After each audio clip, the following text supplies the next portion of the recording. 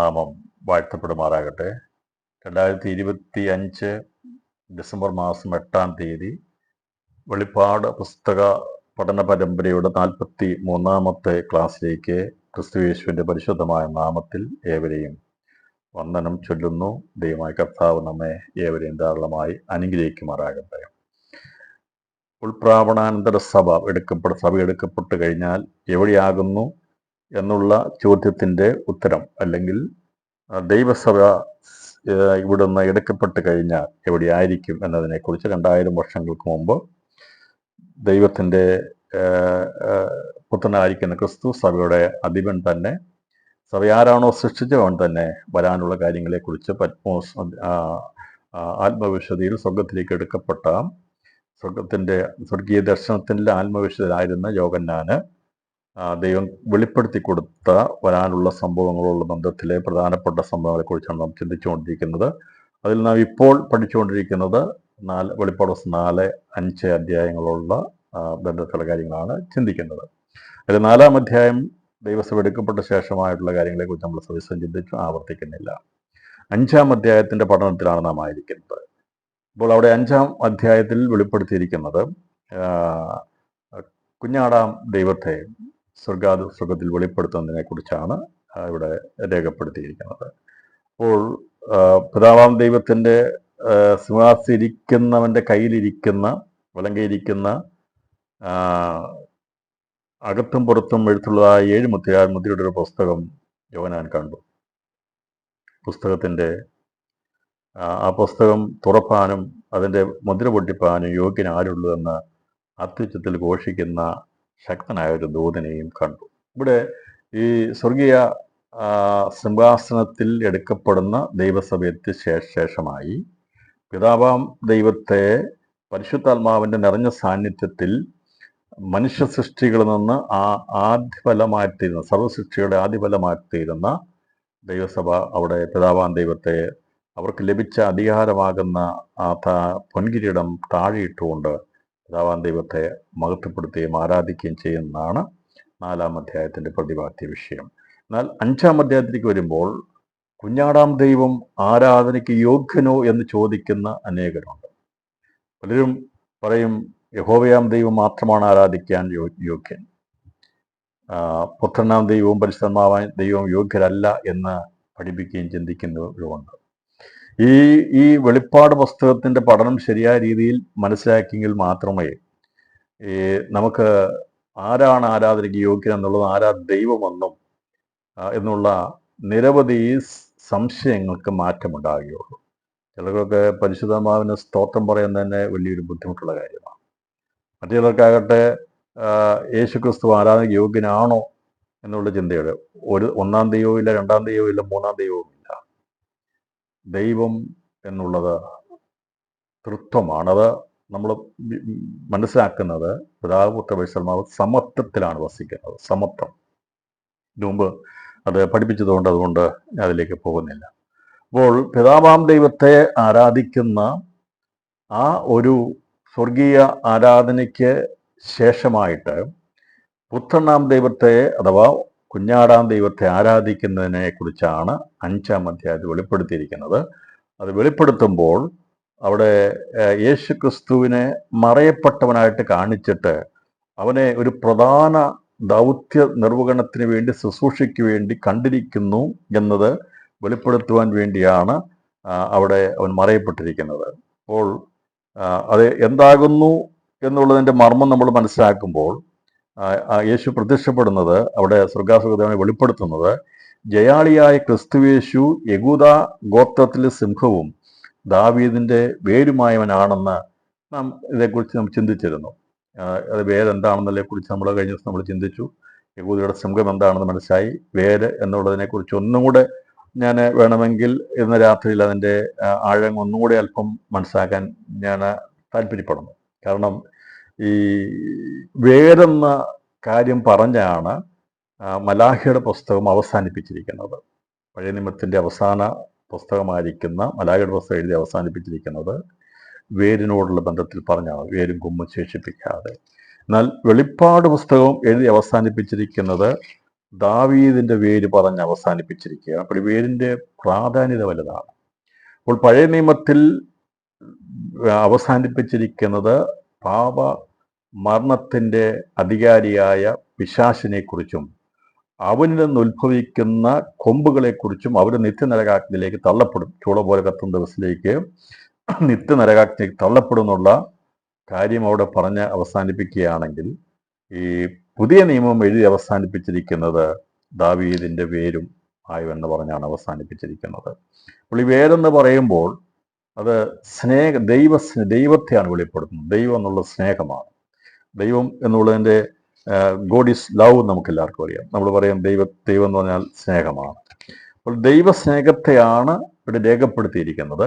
അപ്പോൾ നമ്മൾ ഫലപ്രദമായ വേരിൻ്റെ അവകാശിയാകുക എന്നതിനെ വെളിപ്പെടുത്തിയിരിക്കുന്നത് എഫെസ്യർക്ക് എഴുതിയ ലേഖനം 3-ാം അധ്യായം 17-ാം വാക്യം വായിക്കുമ്പോൾ നമുക്കിത് കുറച്ചും കൂടി നന്നായ രീതിയിൽ മനസ്സിലാകും എന്താണ് ഇവിടെ വേര് എന്ന് പറഞ്ഞിരിക്കുന്നതെന്ന് നമുക്ക് മനസ്സിലാകും. 3-ാം അധ്യായം അതിൻ്റെ 17-ാം വാക്യം, ക്രിസ്തു വിശ്വാസത്താൽ നിങ്ങളുടെ ഹൃദയങ്ങളിൽ വസിക്കേണ്ടതിനും വരം നൽകണമെന്നും നിങ്ങൾ സ്നേഹത്തിൽ വേരൂന്നി അടിസ്ഥാനപ്പെട്ടവരായി വീതിയും നീളവും ഉയരവും ആഴവും എന്തെന്ന് സകല വിശുദ്ധന്മാരോടും കൂടെ ഗ്രഹിപ്പാനും പരിജ്ഞാനത്തെ കവിയുന്ന ക്രിസ്തുവിൻ്റെ സ്നേഹത്തെ അറിവാനും പ്രാപ്തരാകുകയും ദൈവത്തിൻ്റെ എല്ലാ നിറവിനോളവും നിറഞ്ഞു വരികയും വേണം എന്നും പ്രാർത്ഥിക്കുന്നു. ഇവിടെ പൗലോസ് പ്രാർത്ഥിക്കുന്നതിനെ കുറിച്ചാണ് പറഞ്ഞിരിക്കുന്നത്.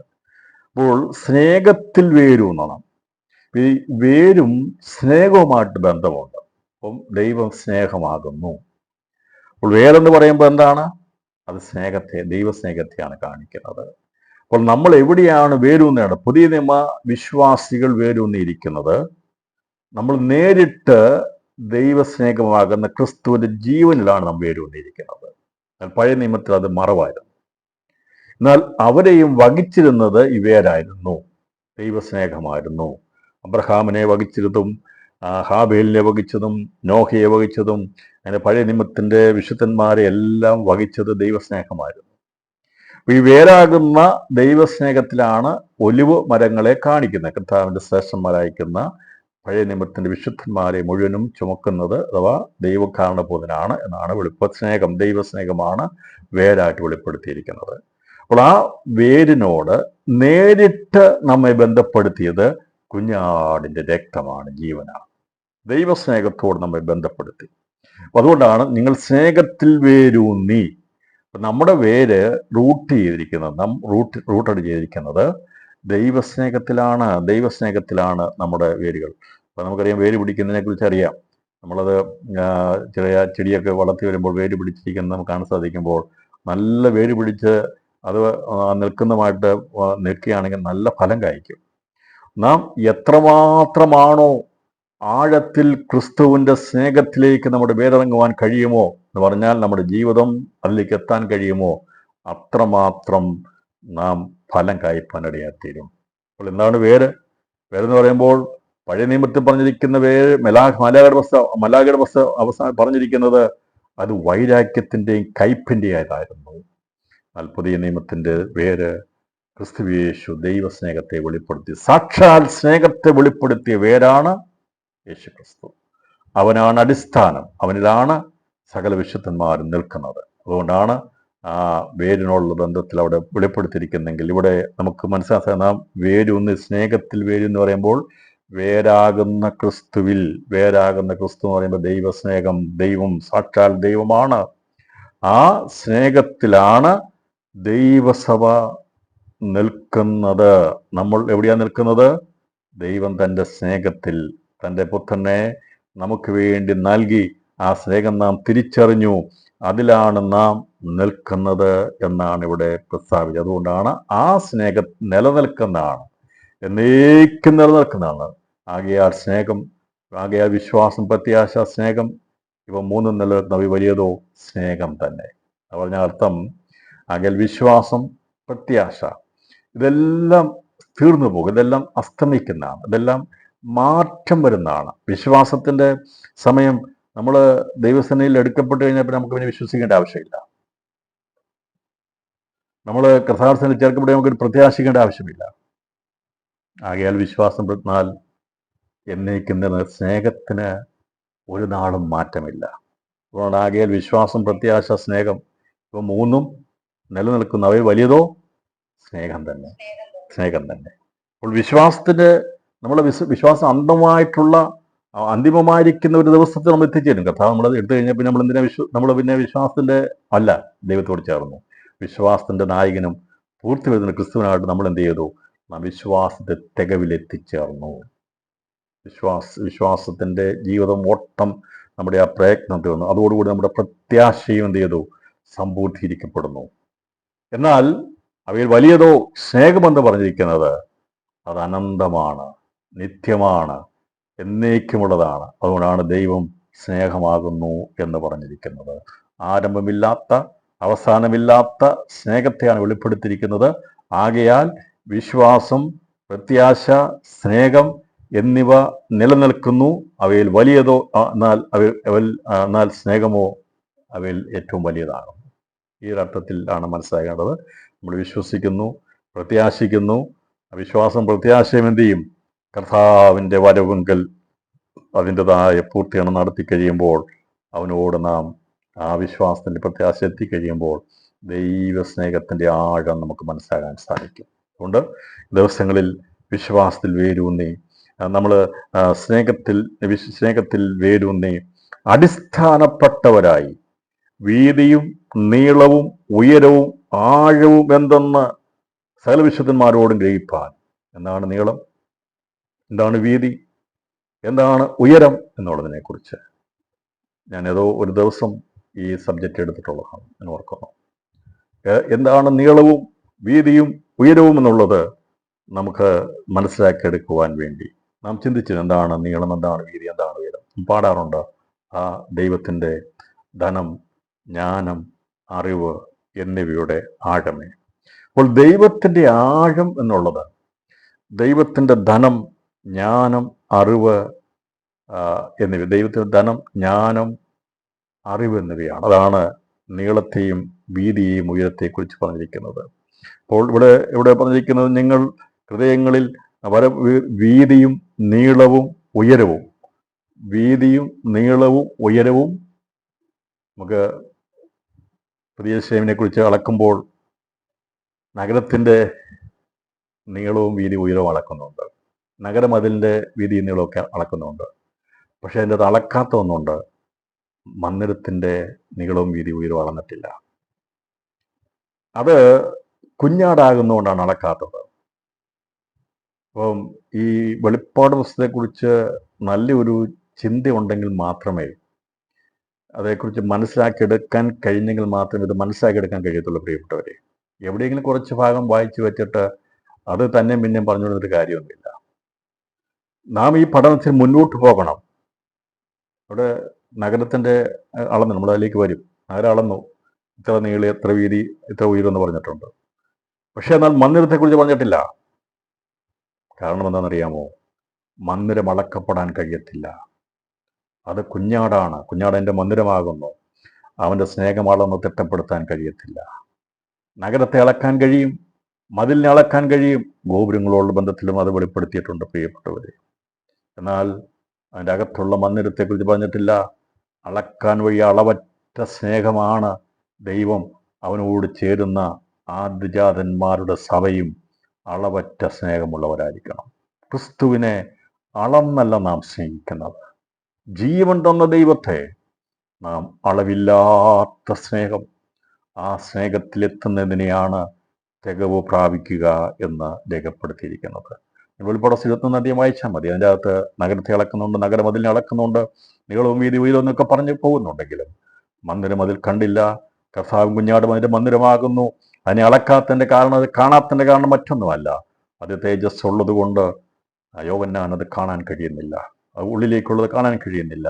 അവൻ ആത്മവിശുദ്ധരായി പോയിട്ട് പോലും അവനത് കാണാൻ കഴിയാത്ത വിധം അത്രമാത്രം അതി തേജസ് ഉള്ളതാണെങ്കിൽ ആർക്കും അടുത്തുകൂടാത്ത വെളിച്ചത്തിൽ വസിക്കുന്ന ദൈവത്തിനടുത്തേക്ക് എത്തിച്ചേരുവാൻ നമുക്ക് ചുറ്റും കണ്ണുകൾ തന്നുകൊണ്ട് നമ്മളെ പ്രകാശമുള്ളവരാക്കി തീർത്ത് ദൈവസന്നിധിയിൽ എത്തച്ചേരാൻ മകനോട് സദൃശന്മാരായിത്തീരുന്നതുകൊണ്ടാണ് നമുക്ക് അവനോട് അളവറ്റ സ്നേഹത്തിൻ്റെ ആഴത്തിലേക്ക് നാം എത്തുന്നതുകൊണ്ടാണ് നമുക്ക് ആ പദവിയിലേക്ക് എത്താൻ കഴിയുന്നത്. അതുകൊണ്ട് അത് അളക്കാൻ കഴിയത്തില്ല. ക്രിസ്തുവിൻ്റെ സ്നേഹം അളം തിട്ടപ്പെടുത്താൻ കഴിയത്തില്ല. എന്നാൽ നഗരത്തെയും പറഞ്ഞാൽ നഗരത്തിൻ്റെ ഇതേക്കുറിച്ചും അതേക്കുറിച്ചും നഗര വീതിയെക്കുറിച്ചൊക്കെ പറഞ്ഞിട്ടുണ്ട്. കുഞ്ഞാടിൻ്റെ രക്തത്തിൻ്റെ വിലയോ കുഞ്ഞാടിൻ്റെ സ്നേഹത്തെക്കുറിച്ചോ അവൻ്റെ ധനത്തെക്കുറിച്ചോ ജ്ഞാനത്തെക്കുറിച്ചോ അറിവിനെക്കുറിച്ചോ ആർക്കും അളം തിട്ടപ്പെടുത്താൻ കഴിയത്തില്ല. റോമർക്കെഴുതിയ ലേഖനത്തിൽ പറഞ്ഞിരിക്കുന്നത് ആ ദൈവത്തിൻ്റെ ധനം, ജ്ഞാനം, അറിവ് എന്നിവയുടെ ആഴമേ. റോമർക്കെഴുതിയ ലേഖനം 12-ാം അധ്യായം അതിൻ്റെ 33-ാമത്തെ വാക്യത്തിലാണ് ദൈവത്തിൻ്റെ ധനം, ജ്ഞാനം, അറിവ് എന്നിവയുടെ ആഴം. അപ്പോൾ വീതിയും നീളവും ഉയരവും എന്ന് പറഞ്ഞിരിക്കുന്നത്. 1 കൊരിന്ത്യർ ലേഖനം 2-ാം അധ്യായം 10-ാം വാക്യത്തിൽ പറഞ്ഞുകൊണ്ട് ദൈവത്തിൻ്റെ ആഴം അറിയുവാനുള്ള വരം നമുക്ക് ലഭിച്ചിരിക്കുന്നുവെന്ന്. അപ്പോൾ നാം ദൈവത്തിൻ്റെ സ്നേഹത്തിൻ്റെ ആഴത്തെയാണ് നാം മനസ്സിലാക്കേണ്ടത്. സാത്താനെക്കുറിച്ചല്ല പഠിക്കേണ്ടത്. സാത്താൻ്റെ ആഴങ്ങളെക്കുറിച്ച് പഠിക്കണ്ട എന്നാണ് വെളിപ്പാട് 2-ാം അധ്യായം പറഞ്ഞിരിക്കുന്നത്. സാത്താൻ്റെ ആഴങ്ങളെ അറിയാത്തവർ അവിടെ 2:24. നമ്മൾ എതിർ ക്രിസ്തുവിനെക്കുറിച്ചോ അവനെക്കുറിച്ചോ മറ്റുള്ള കാര്യങ്ങളെക്കുറിച്ചല്ല ചിന്തിക്കേണ്ടത്. എവിടുന്ന് വന്നാലും നമുക്ക് പ്രശ്നമല്ല, വരട്ടെ, അതുമായിട്ടല്ല നമുക്ക് കാര്യമുള്ളത്. നമുക്ക് നമ്മുടെ കുഞ്ഞാടുമായിട്ട് കാര്യമുള്ളത്. പിന്നെ എതിർ ക്രിസ്തു ആരാകുന്നത് എന്താണെന്ന് മുദ്ര എന്താണെന്ന് നമുക്ക് പഠിപ്പിക്കും.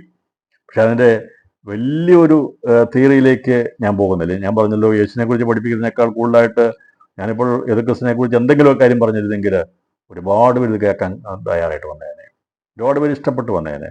എതിർ ക്രിസ്തു അങ്ങനെ വരുന്നു, ഇങ്ങനെ വരുന്നു, അവിടുന്ന് വരുന്നു, ഇവിടുന്ന് വരുന്നു, ഇപ്പം യുദ്ധം ഉണ്ടാകുന്നൊക്കെ പറഞ്ഞാൽ പലരും ഇഷ്ടപ്പെടും. അതൊക്കെ ഇഷ്ടമുള്ള കാര്യമാണ്. പക്ഷേ അതല്ല ദൈവം എന്ന് നമ്മളെ ഏൽപ്പിച്ചിരിക്കുന്ന ദൗത്യം. കുഞ്ഞാടിൻ്റെ സ്നേഹത്തെക്കുറിച്ചാണ് നമ്മൾ പഠിക്കേണ്ടത്. ദൈവത്തിൻ്റെ ആഴത്തെക്കുറിച്ചാണ് നാം പഠിക്കേണ്ടത്. അല്ലാതെ പിശാചിൻ്റെ ആഴത്തെക്കുറിച്ചല്ല പഠിക്കേണ്ടത്. അതുകൊണ്ടാണ് കൊരിന്ത്യർക്ക് ലേഖനത്തിൽ 1 കൊരിന്ത്യർ പറഞ്ഞിരിക്കുന്നത് ദൈവത്തിൻ്റെ ആഴങ്ങളെ നാം അറിയുന്നവരായിരിക്കുന്നു. 2-ാം അധ്യായം അതിൻ്റെ 10-ാം വാക്യം, നമുക്കോ ദൈവം തൻ്റെ ആത്മാവിനാൽ വെളിപ്പെടുത്തിയിരിക്കുന്നു, ആത്മാവ് സകലത്തെയും ദൈവത്തിൻ്റെ ആഴങ്ങളെയും ആരായുന്നു. അപ്പോൾ ആത്മാവ് സകലത്തെയും ദൈവത്തിൻ്റെ ആഴങ്ങളെയും ആരായുന്നു. നാം ആരായേണ്ടത് ദൈവത്തിൻ്റെ ആഴങ്ങളെയാണ്. ദൈവത്തിൻ്റെ ആഴങ്ങളെയാണ് നാം ആരായേണ്ടത്, സാത്താൻ്റെ ആഴങ്ങളെ അല്ല. ആരും സാത്താനെക്കുറിച്ച് അധികം പഠിക്കാൻ പോകരുത്. നിങ്ങൾ ആരും നെറ്റെടുത്ത് വെച്ച് ദൈവത്തെ ഓർത്ത് തലമുറകൾ ആരെങ്കിലും ഇത് കേൾക്കുന്നുണ്ടെങ്കിൽ എതിർ ക്രിസ്തുവിനെക്കുറിച്ച് പഠിക്കാൻ വേണ്ടി സെർച്ച് ചെയ്യരുത്. പിശാചിനെക്കുറിച്ച് പഠിക്കാൻ വേണ്ടി സെർച്ച് ചെയ്യരുത്. ലൂസിഫറിനെ കുറിച്ച് പഠിക്കാൻ സെർച്ച് ചെയ്യരുത്. നാം പഠിക്കേണ്ടത് ക്രിസ്തുവിനെക്കുറിച്ചാണ്. യേശു ക്രിസ്തുവിനെക്കുറിച്ച്, ദൈവത്തിൻ്റെ ആഴത്തെക്കുറിച്ച് പഠിക്കണം. ഒരിക്കലും സാത്താൻ്റെ ആഴത്തെക്കുറിച്ചല്ല പഠിക്കേണ്ടത്. അവനെ നമ്മൾ പഠിക്കേണ്ട ആവശ്യമില്ല. എന്നാൽ എന്തൊക്കെയാണെന്നുള്ളതിൻ്റെ പൊതുവായിട്ട് ഔട്ട്ലൈൻ നമ്മൾ അത് എഴുതിയിരിക്കുന്നത് പഠിപ്പിക്കും. 13-ാം അധ്യായത്തെ ആധാരമാക്കി പഠിപ്പിക്കും. അതല്ലാതെ പിശാചിൻ്റെ കൂടുതൽ ഹിസ്റ്ററിയിലേക്കൊന്നും പോകേണ്ടാകില്ല. പക്ഷേ അവൻ എവിടെ നിന്ന് വന്നു, എങ്ങനെയാണെന്നുള്ളതിനെക്കുറിച്ചൊക്കെയുള്ള ഭൂതാത്മാക്കൾ എങ്ങനെ ഉണ്ടായിരുന്നതിനെക്കുറിച്ചൊക്കെയുള്ള ചിന്തകളും പഠിപ്പിലും ഒക്കെ ഇതിനു മുമ്പ് ദൈവകൃപ നടത്തിയിട്ടുമുണ്ട്. ഞാൻ പറഞ്ഞല്ലോ, എന്നാൽ സാത്താൻ്റെ ആഴത്തെക്കുറിച്ചല്ല നാം മനസ്സിലാക്കേണ്ടത്, ദൈവത്തിൻ്റെ ആഴത്തെക്കുറിച്ചാണ് മനസ്സിലാക്കേണ്ടത്. ദൈവത്തിൻ്റെ ആഴത്തെക്കുറിച്ച് പറയുമ്പോൾ അതിൻ്റെ വീതിയും നീളവും ആഴവും എന്ന് പറയുന്നത് ആ ദൈവത്തിൻ്റെ ധനം, ജ്ഞാനം, അറിവ് എന്നിവയുടെ ആഴമേ. അപ്പോൾ ദൈവത്തിൻ്റെ ധനത്തെക്കുറിച്ച് ചിന്തിച്ചാൽ സാത്താൻ്റെ അവൻ പറയുന്ന പ്രലോഭനത്തിന് ധനം എത്രയുണ്ട് പ്രിയപ്പെട്ടവരെ. ഇവിടുത്തെ കാര്യമല്ലേ അവന് പറയാനുള്ളൂ. ഇവിടുത്തെ സ്വർണമോ വെള്ളിയോ പൊന്നോ തരാമായിരിക്കും. വേണമെങ്കിൽ ഇവിടുത്തെ അധികാരം കൈമാറി തരുമായിരിക്കും. അതായിരിക്കും തരാൻ പറ്റുന്ന ഏറ്റവും വലിയ ധനം. എന്നാൽ ക്രിസ്തുവിൻ്റെ ധനം ആഹാത്മ്യം എത്രയോ എന്ന് നമുക്കറിയത്തില്ല. നമ്മെ മുഴുവൻ വിലയ്ക്ക് വാങ്ങുവാൻ അവൻ്റെ പുണ്യാക രക്തത്തിന് മാത്രമേ കഴിഞ്ഞുള്ളൂ. മനുഷ്യനെ അവനെ മരണത്തിൽ നിന്ന് വിടിവിക്കുന്ന, നിത്യത കൊടുക്കുന്ന, അവൻ്റെ പാപം പരിഹരിക്കുവാൻ കഴിയുന്ന ഒരു വിലയും കൊടുക്കുവാൻ ആർക്കും കഴിയത്തില്ല. ആ ധനം എത്ര വലുതാണ്! ഒരു മനുഷ്യന്റെ വിലയെക്കുറിച്ച് പറയുമ്പോൾ സകല ലോകത്തേക്കാൾ വിലയേറിയതാണ് മനുഷ്യന്റെ ആത്മാവ്.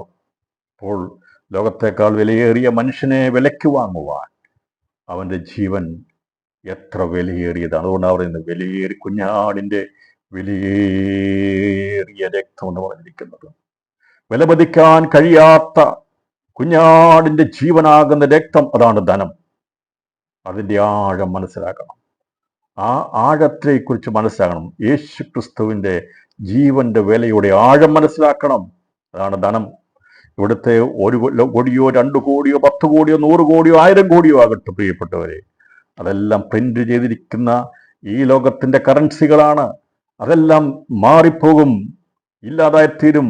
എന്നാൽ യേശുവിൻ്റെ രക്തത്തിന്റെ ജീവൻ എന്നേക്കുമുള്ളതാ. എനിക്കിതേക്കുറിച്ച് പ്രസംഗിക്കണമെങ്കിൽ രാത്രിയിൽ അതേക്കുറിച്ച് പ്രസംഗിച്ചു പോയാൽ എത്ര ക്ലാസ് എടുത്താലും അത് തീരത്തില്ല. യേശുവിൻ്റെ ധനത്തിൻ്റെ ആഴം എന്ന് പറഞ്ഞാൽ ആ വിഷയത്തേക്ക്, അതിൻ്റെ ആഴത്തെക്കുറിച്ച് മനസ്സിലാക്കിയാൽ ഇവിടെ ഒന്നും നിൽക്കത്തില്ല നമ്മൾ. സ്തോത്രം. ഇവിടെ ഞാൻ അത് പറഞ്ഞ് പഠിപ്പിക്കാൻ തീരത്തില്ല. അപ്പോൾ ആ കുഞ്ഞാടിൻ്റെ രക്തത്തിൻ്റെ ധനത്തിൻ്റെ ആഴം ഇവിടെ പറയുക, ദൈവത്തിൻ്റെ ധനം. രാത്രിയിൽ ഒന്ന് തലയിൽ കൈവച്ച് പറയണം, ദൈവമേ, നിന്റെ ധനം എത്ര വലുതാ, എത്ര വലുതാ. സർവ മനുഷ്യനെയും വിലയ്ക്ക് വാങ്ങുവാൻ, സകല മനുഷ്യനെയും പാപത്തുനിന്ന് അവനെ വിടിവിക്കുവാൻ, നിത്യജീവൻ അരുളുവാൻ ദൈവമേ, അങ്ങയുടെ രക്തത്തിന് മാത്രമേ കഴിയത്തുള്ളൂ. ആ ധനത്തിൻ്റെ മാഹാത്മ്യം എത്ര വലുതാണ്, എത്ര വലുതാൻ്റെ ആഴം എനിക്ക് മനസ്സിലാകുന്നില്ല. സകല സൃഷ്ടിക്കും മറഞ്ഞിരിക്കുന്ന മർമ്മമാണ്.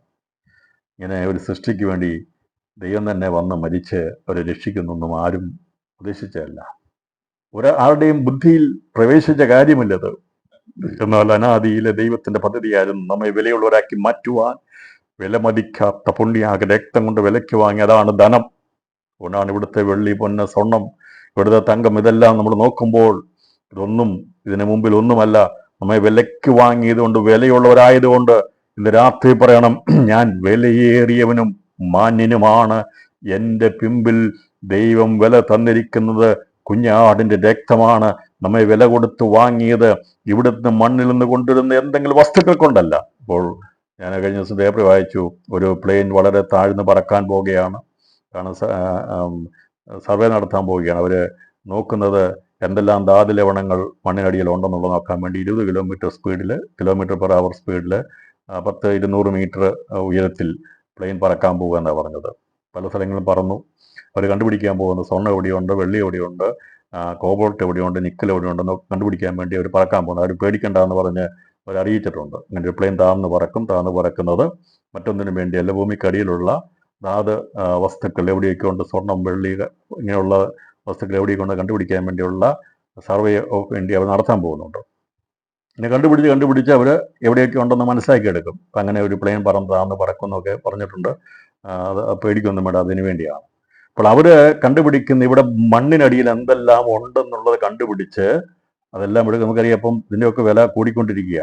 അത് കണ്ടുപിടിച്ച് എവിടെയാണോ കൂടുതൽ കിട്ടുന്നത് അവരൊക്കെ വലിയ സമ്പത്തുള്ള രാഷ്ട്രങ്ങളായി മാറും. എന്നാൽ ഭൂമിയിലുള്ളത് തേടുകയല്ല, അതിൻ്റെ ആഴം നോക്കുകയല്ല നാം ചെയ്യേണ്ടത്. നമ്മുടെ ഇവിടുത്തെ രാജ്യങ്ങൾ ചെയ്യണം. അത് അവർ ചെയ്യേണ്ട, അവരെ അതിനു വേണ്ടി ആക്കി വെച്ചിരിക്കേണ്ടതാണ്. അവരത് ചെയ്യണം. നമ്മുടെ രാജ്യമൊക്കെ അങ്ങനെ അഭിവൃദ്ധി പ്രാപിക്കണം. അങ്ങനെയുള്ള ഭൂമിക്കടിയിലിരിക്കുന്ന കണ്ടുപിടിച്ച് പ്രയോജനപ്പെടുത്തിയ നമുക്കും പ്രയോജനം, നമ്മുടെ രാജ്യം അഭിവൃദ്ധി പ്രാപിക്കാൻ നല്ലതാണ്. നമ്മൾ അതിനുവേണ്ടി കണ്ടുപിടിക്കാൻ വേണ്ടി പ്രാർത്ഥിക്കണം. നമുക്ക് നല്ലതാണ്. എന്നാൽ നമ്മൾ അതിനു വേണ്ടി, അത് നമുക്കിവിടെ കിട്ടിയാൽ നമ്മുടെ രാജ്യം സമ്പന്ന രാഷ്ട്രമായി തീർന്നാൽ നമുക്ക് അതിന് പ്രയോജനമുണ്ട്. നമ്മളതിനുവേണ്ടി പ്രാർത്ഥിക്കുക, കിട്ടാൻ വേണ്ടി പ്രാർത്ഥിക്കുക. ഓയില്, മറ്റുള്ളത് അത് കിട്ടുകയാണെങ്കിൽ നമുക്ക് ഏറ്റവും നല്ലതാണ്. ഞാൻ പറഞ്ഞു, നമ്മുടെ രാജ്യം അഭിവൃദ്ധി പ്രാപിക്കണം, അത് കണ്ടുപിടിക്കണം. എന്നാൽ ദൈവമക്കളെ, നാം ഇവിടുത്തേതല്ല അന്വേഷിക്കുന്നത്. നമ്മുടെ കർത്താവ് പറഞ്ഞത്, നിങ്ങൾ ഉയരത്തിലുള്ളത് അന്വേഷിപ്പീൻ. ആ ധനത്തെക്കുറിച്ച്, അവിടെ മറച്ചു വെച്ചിരിക്കുന്ന തേജസ്സിനെക്കുറിച്ച്, നമുക്ക് വരാൻ പോകുന്ന സ്വർഗീയ മഹിമയെക്കുറിച്ച് ഇന്ന് രാത്രിയിൽ നാം ആരാകുന്നു എന്നുള്ളൊരു ചിന്തയിലേക്ക് കൊണ്ടുവരാൻ വേണ്ടിയ ദൈവത്തിൻ്റെ ധനത്തെക്കുറിച്ച് ഞാൻ അല്പമായിട്ടൊന്ന് പറഞ്ഞത്. ഈ കാണുന്നതെല്ലാം ഭൂമി കത്തി എഴിയപ്പെടുമ്പോൾ തീർന്നു പോകും. ഇവിടെ ഉണ്ടാക്കി വെക്കുന്ന എല്ലാ കാര്യങ്ങളും മാറിപ്പോകും. ഇവിടെയുള്ളതെല്ലാം നീങ്ങിപ്പോകും. എത്ര വലിയ വലിയ കാര്യങ്ങൾ, എന്തെല്ലാം കാര്യങ്ങളുണ്ടെങ്കിലും, അത് മതപരമാകട്ടെ രാഷ്ട്രപരമാകട്ടെ, എന്തെല്ലാം ഇവിടെ നിർമ്മിതികളുണ്ടെങ്കിലും അതെല്ലാം ഒരു ദിവസം കത്തി അഴിഞ്ഞു പോകും, ഇല്ലാതായിത്തീരും.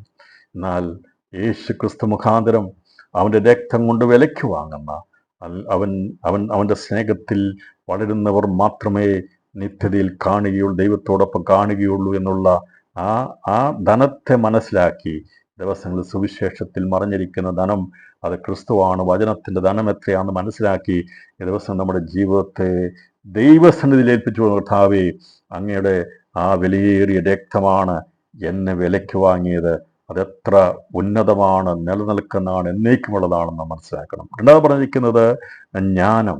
ജ്ഞാനം എന്ന് പറയുമ്പോൾ നമുക്ക് കാണാൻ സാധിക്കുന്നത് നോളജാണ്. നോളജ് ഞാനെന്ന് പറയുമ്പോൾ ഞാനെന്ന് പറയുന്നതിൻ്റെ അത് വിസ്ഡമാണ്, വിവേകം. നോളജ് എന്ന് പറയുമ്പോൾ അറിവ്. ഇപ്പം ഇത് അങ്ങോട്ടും ഇങ്ങോട്ടൊക്കെ മാറും. ഇതെല്ലാം ചോദിച്ചാൽ ജ്ഞാനം എന്താണ്, വിവേകം എന്താണ്, അറിവ് എന്താണെന്ന് ചോദിച്ചാൽ നമ്മളെല്ലാവരും ഒന്നാന്നേ പറയുള്ളൂ. അപ്പം അത് വലിയ അർത്ഥങ്ങളെ അത്രമാത്രം മനസ്സിലാക്കിയെടുക്കുന്നവർക്ക് അതിൻ്റെ കൂടുതൽ മനസ്സിലാകും. അല്ലെങ്കിൽ നമ്മളിപ്പോൾ ചോദിക്കും വിസ്ഡം എന്താണ്, നോളജ് എന്താണ് എന്നൊക്കെ പറഞ്ഞാൽ പെട്ടെന്ന് ഒരാൾക്കൊന്നും മനസ്സിലാക്കാൻ പറ്റത്തില്ല. നമ്മളതെല്ലാം സാധാരണ നമ്മൾ ചിന്തിക്കുമ്പോൾ നമ്മൾ സാധാരണക്കാരാണല്ലോ. ഇവിടെ ഇതിൻ്റെ ആഴം മനസ്സിലാക്കണമെങ്കിൽ ജ്ഞാനം, അറിവ് എന്നിവിടെ ആഴമെന്ന് പറഞ്ഞാൽ നോളജ് എന്ന് പറഞ്ഞാൽ നമ്മൾ അക്യൂർ ചെയ്യുന്നതാണ്, നമ്മളത് നേടിയെടുക്കുന്ന നോളജ്. നമ്മളത് ആരെങ്കിലും പറയുന്നതോ വായിച്ചോ ഒക്കെ നമ്മൾ നേടുന്നതാണ് നോളജ്. എന്നാൽ വിസ്ഡം എന്നുള്ളത്, വിവേകം എന്നുള്ളത് അത് ആപ്ലിക്കബിൾ ചെയ്യുന്നതാണ്, നമ്മളത് പ്രയോജനപ്പെടുത്തുന്നതാണ്.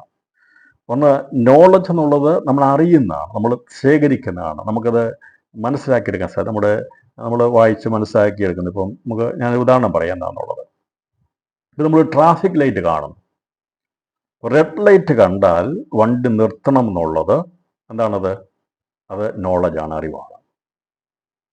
വിവേകം എന്നുള്ളത് ആ ലൈറ്റ് കാണുമ്പോൾ ബ്രേക്ക് അപ്ലൈ ചെയ്ത് വണ്ടി നിർത്തുന്നതിനെയാണ് വിവേകം എന്ന് പറയുന്നത്.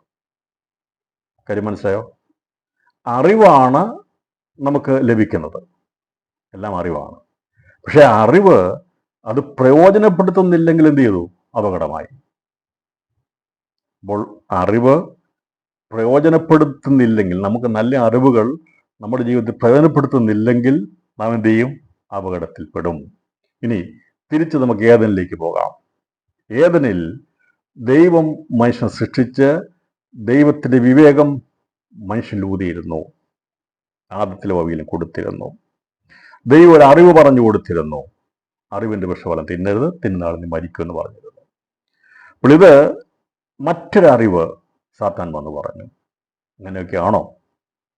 കൺഫ്യൂഷൻ ഉണ്ടാക്കി, എന്നിട്ട് ധാരണ തെറ്റിച്ചു, അണ്ടർസ്റ്റാൻഡിങ് മാറ്റി. ധാരണ, അത് വലിയൊരു ധാരണ ഉണ്ടായിരുന്നു, ദൈവം പറഞ്ഞായിരുന്നു അവരുടെ ധാരണ. ആ അണ്ടർസ്റ്റാൻഡിങ്ങിൽ അവർ നിന്നുകൊണ്ടിരുന്നത്. എന്നാൽ മറ്റൊരു കാര്യം വന്നു കഴിഞ്ഞപ്പോൾ അവിടെ ധാരണ തെറ്റി. ഹവ്വയ്ക്ക് ആകെപ്പാടെ കലങ്ങിപ്പോയി. എന്താണ് ശരി, ഏതാണ് തെറ്റെന്നുള്ളത് തിരിച്ചറിയാൻ കഴിയാതെ പോയി. അപ്പോൾ അവൾ എന്ത് ചെയ്തു?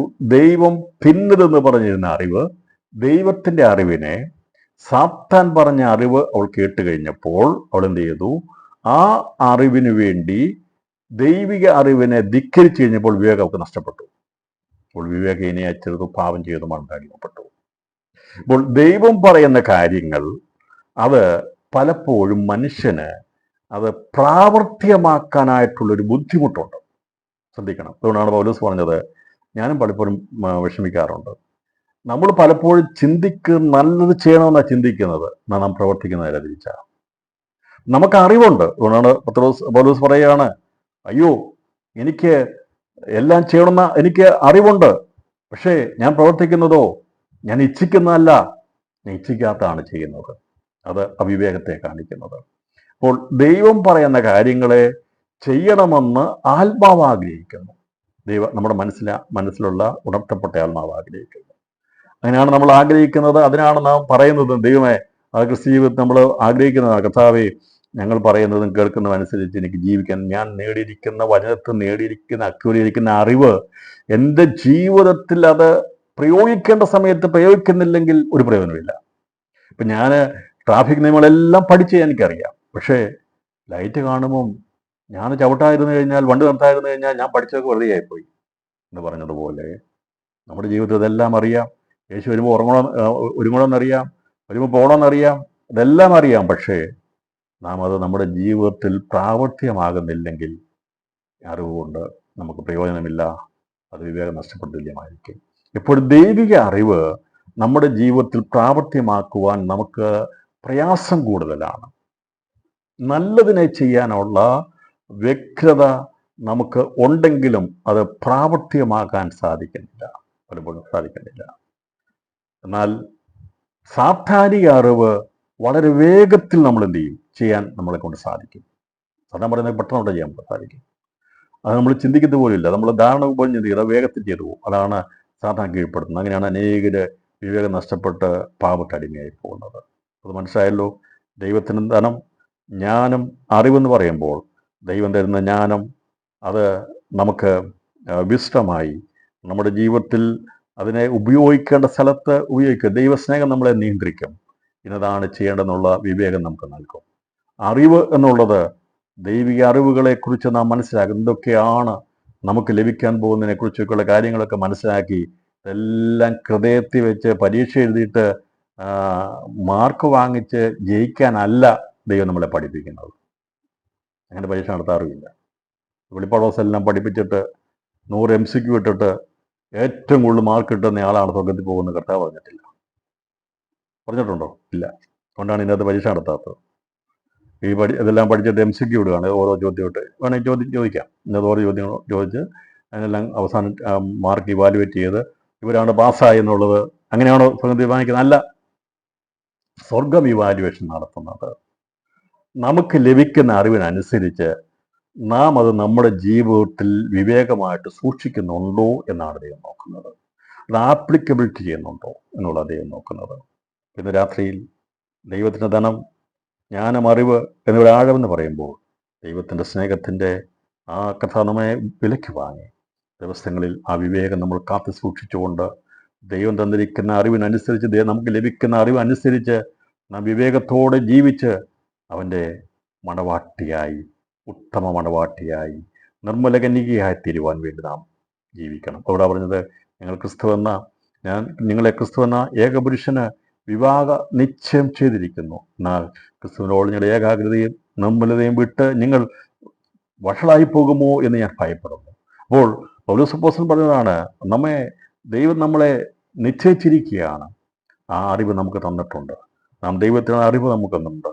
പക്ഷെ നമ്മളെ വഷളാക്കുന്ന, നമ്മളെ അതിൽ നിന്ന് തെറ്റിച്ച് കളയുന്ന, തെറ്റായിട്ടുള്ള ഉപദേശം നൽകുന്ന, അല്ലെങ്കിൽ നമ്മളെ അതിൽ നിന്ന് അകറ്റിക്കളയുന്ന ഉപദേശങ്ങൾ അല്ലെങ്കിൽ വഴികൾ വരുമ്പോൾ നാം അതിനെ എന്ത് ചെയ്യണം? നമ്മളതിനെ അണ്ടർസ്റ്റാൻഡ് ചെയ്യണം, മനസ്സിലാക്കണം, ഗ്രഹിക്കണം. നാം വിവേകം നഷ്ടപ്പെടുത്തി കളയാൻ പാടില്ല. വിവേകം എന്നുള്ളത് എന്താണെന്ന് മനസ്സിലായല്ലോ, വിസ്ഡം എന്നുള്ളത് എന്താ മനസ്സിലായല്ലോ. നമ്മൾ ആപ്ലിക്കബിലിറ്റി എന്നതിനെയാണ്. ആർക്ക് വേണമെങ്കിലും അറിവ് നേടാം. അതുപോലെ മോശമായ രീതി അറിവ് നേടുന്നവരുണ്ട്. എങ്ങനെ മോഷ്ടിക്കാം, എങ്ങനെ കളിപ്പിക്കാം, എങ്ങനെ വഞ്ചിക്കാം, എങ്ങനെ കള്ളയൊപ്പിടാം, എങ്ങനെ ചെയ്യാമെന്നുള്ള രീതി ചിന്തിക്കുന്നവരുണ്ട്. അതും അറിവാണ്. അത് പൈശാചികതാകുമ്പോൾ നന്മയുടെ മാർഗത്തിലൂടെ നടന്ന ദിവസങ്ങളിൽ ക്രിസ്തുയേശുവിൻ്റെ പരിജ്ഞാനത്തിൻ്റെ വചനത്തെ മനസ്സിലാക്കിക്കൊണ്ട് വിവേകപൂർണമായൊരു ക്രിസ്ത്യ ജീവൻ നയിച്ച് നമ്മുടെ ജീവിതത്തിനെ ആപ്ലിക്കബിലിറ്റി ചെയ്ത് അതിനെ വിശദമായിട്ട് ഉപയോഗിച്ച് നമുക്ക് ആ സ്നേഹത്തിൽ എത്തിച്ചേരുവാൻ ഈ വചന പഠനം മുഖാന്തരമായിട്ട് കർത്താവ് നമ്മെ സഹായിക്കട്ടെ.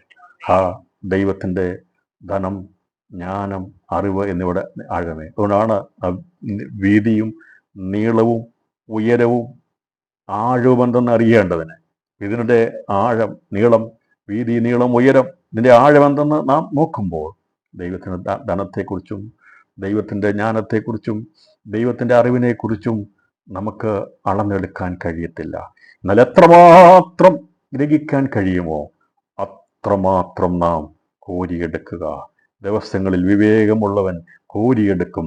ദിവസങ്ങളിൽ അത് കോരിയെടുത്ത് ദിവസങ്ങളിൽ നമുക്ക് സമ്പുഷ്ടമായിരിക്കുന്ന ഒരു ക്രിസ്ത്യ ജീവിതത്തിന്, വിവേകപൂർണ്ണമായിരിക്കുന്ന ഒരു ക്രിസ്ത്യ നയിപ്പാൻ കർത്താവ് നമ്മെ സഹായിക്കട്ടെ. പലപ്പോഴും റെഡ് സിഗ്നൽ കാണുമ്പോൾ വണ്ടി നിർത്തണമെന്നും പച്ച സിഗ്നൽ കാണുമ്പോൾ വണ്ടി ഓടിക്കണമെന്നുള്ളത് അറിവാണ്. നമുക്കത് പറഞ്ഞു തന്നിട്ടുണ്ട്, ഇന്നതിനെ ചെയ്യണമെന്നുള്ളത്. പക്ഷെ നാം അത് കാണുമ്പോൾ വേണ്ട രീതിയിൽ ചെയ്യുന്നതിനെയാണ് വിവേകം, അതിനെയാണ് വിസ്ഡം എന്ന് പറയുന്നത്.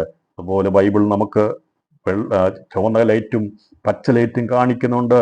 എന്താണ്, എവിടെയൊക്കെയാണ് വഴിവരായിക വരുന്നത് കാണുമ്പോൾ ഈ ചുമന്നത് കാണുമ്പോൾ, ചെയ്യരുതെന്ന് കാണുമ്പോൾ അവിടുന്ന് നാം മാറിപ്പോകുന്നതിനെയാണ്, അല്ലെങ്കിൽ അവിടെ നിർത്തുന്നതിനെയാണ് വിവേകമെന്ന് പറയുന്ന, ക്രിസ്ത്യ ജീവിതത്തിൽ വിവേക സമ്പത്ത് എന്ന് പറയുന്നത്.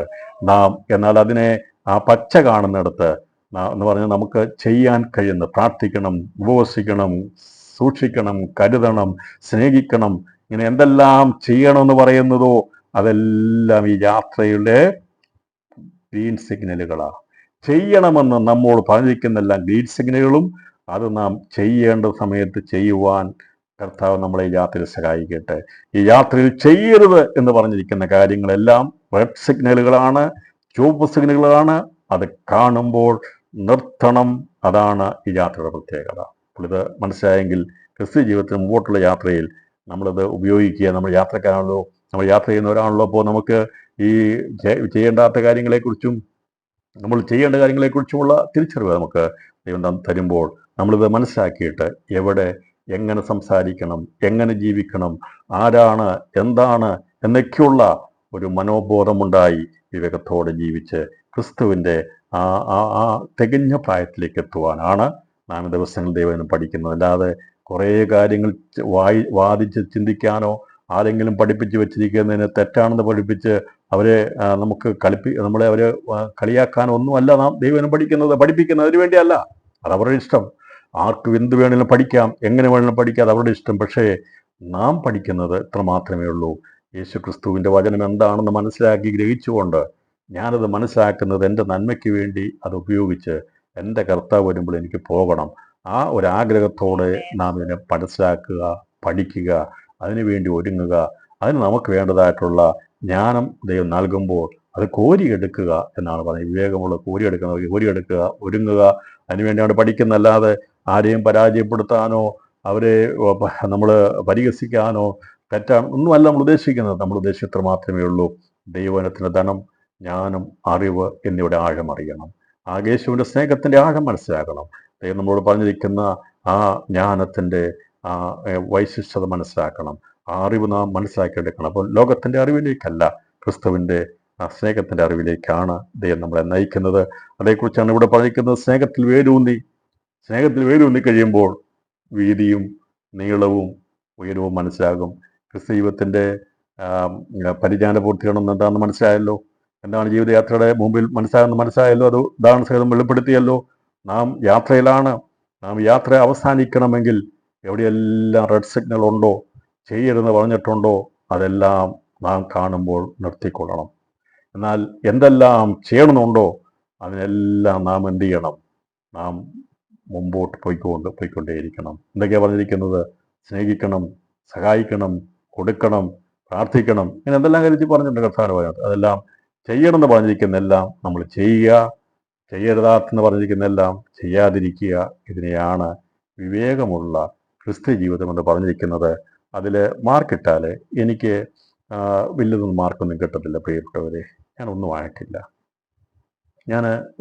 എന്നാൽ ഈ മനസ്സിലായി പോകുന്നത് എൻ്റെ ജീവിതത്തിൽ ആക്കിക്കൊണ്ടുവരാൻ വേണ്ടി ആഗ്രഹിക്കുന്ന ഒരു വ്യക്തിയാണ്. എന്നാണ് പൗലോസ് പറഞ്ഞത്, എനിക്ക് ഇങ്ങനെയൊക്കെ ജീവിക്കണമെന്ന് ആഗ്രഹമുണ്ട്. പൗലോസ് പറയോ, ഞാൻ അരിഷ്ട മനുഷ്യൻ, എനിക്കത് ഇച്ഛിക്കുന്നതല്ല ഞാൻ ചെയ്യുന്നത്, ഇച്ഛിക്കാതെ ചെയ്തു. എന്നാൽ പറയാണ്, ക്രിസ്തുയേശു എന്നെ ഇതിൽ നിന്ന് വിടുവിച്ചിരിക്കുന്ന ക്രിസ്തുയേശു മുഖാന്തരം ഞാൻ എൻ്റെ ദൈവത്തിന് സ്തോത്രം ചെയ്യുന്നു. പരാജയപ്പെട്ടെന്നല്ല പറഞ്ഞിരിക്കുന്നത്. പൗലോസ് അവിടെ പരാജയപ്പെടുകയല്ല ചെയ്യുന്നത്. അരിഷ്ട മനുഷ്യൻ എന്ന് പറഞ്ഞുകൊണ്ട് എനിക്ക് ജയമില്ലെന്നല്ല പറഞ്ഞിരിക്കുന്നത്. കാര്യങ്ങളെ മനസ്സിലാക്കിയപ്പോൾ അവൻ പറയുകയാണ്, അയ്യോ ഞാൻ അരിഷ്ട മനുഷ്യൻ.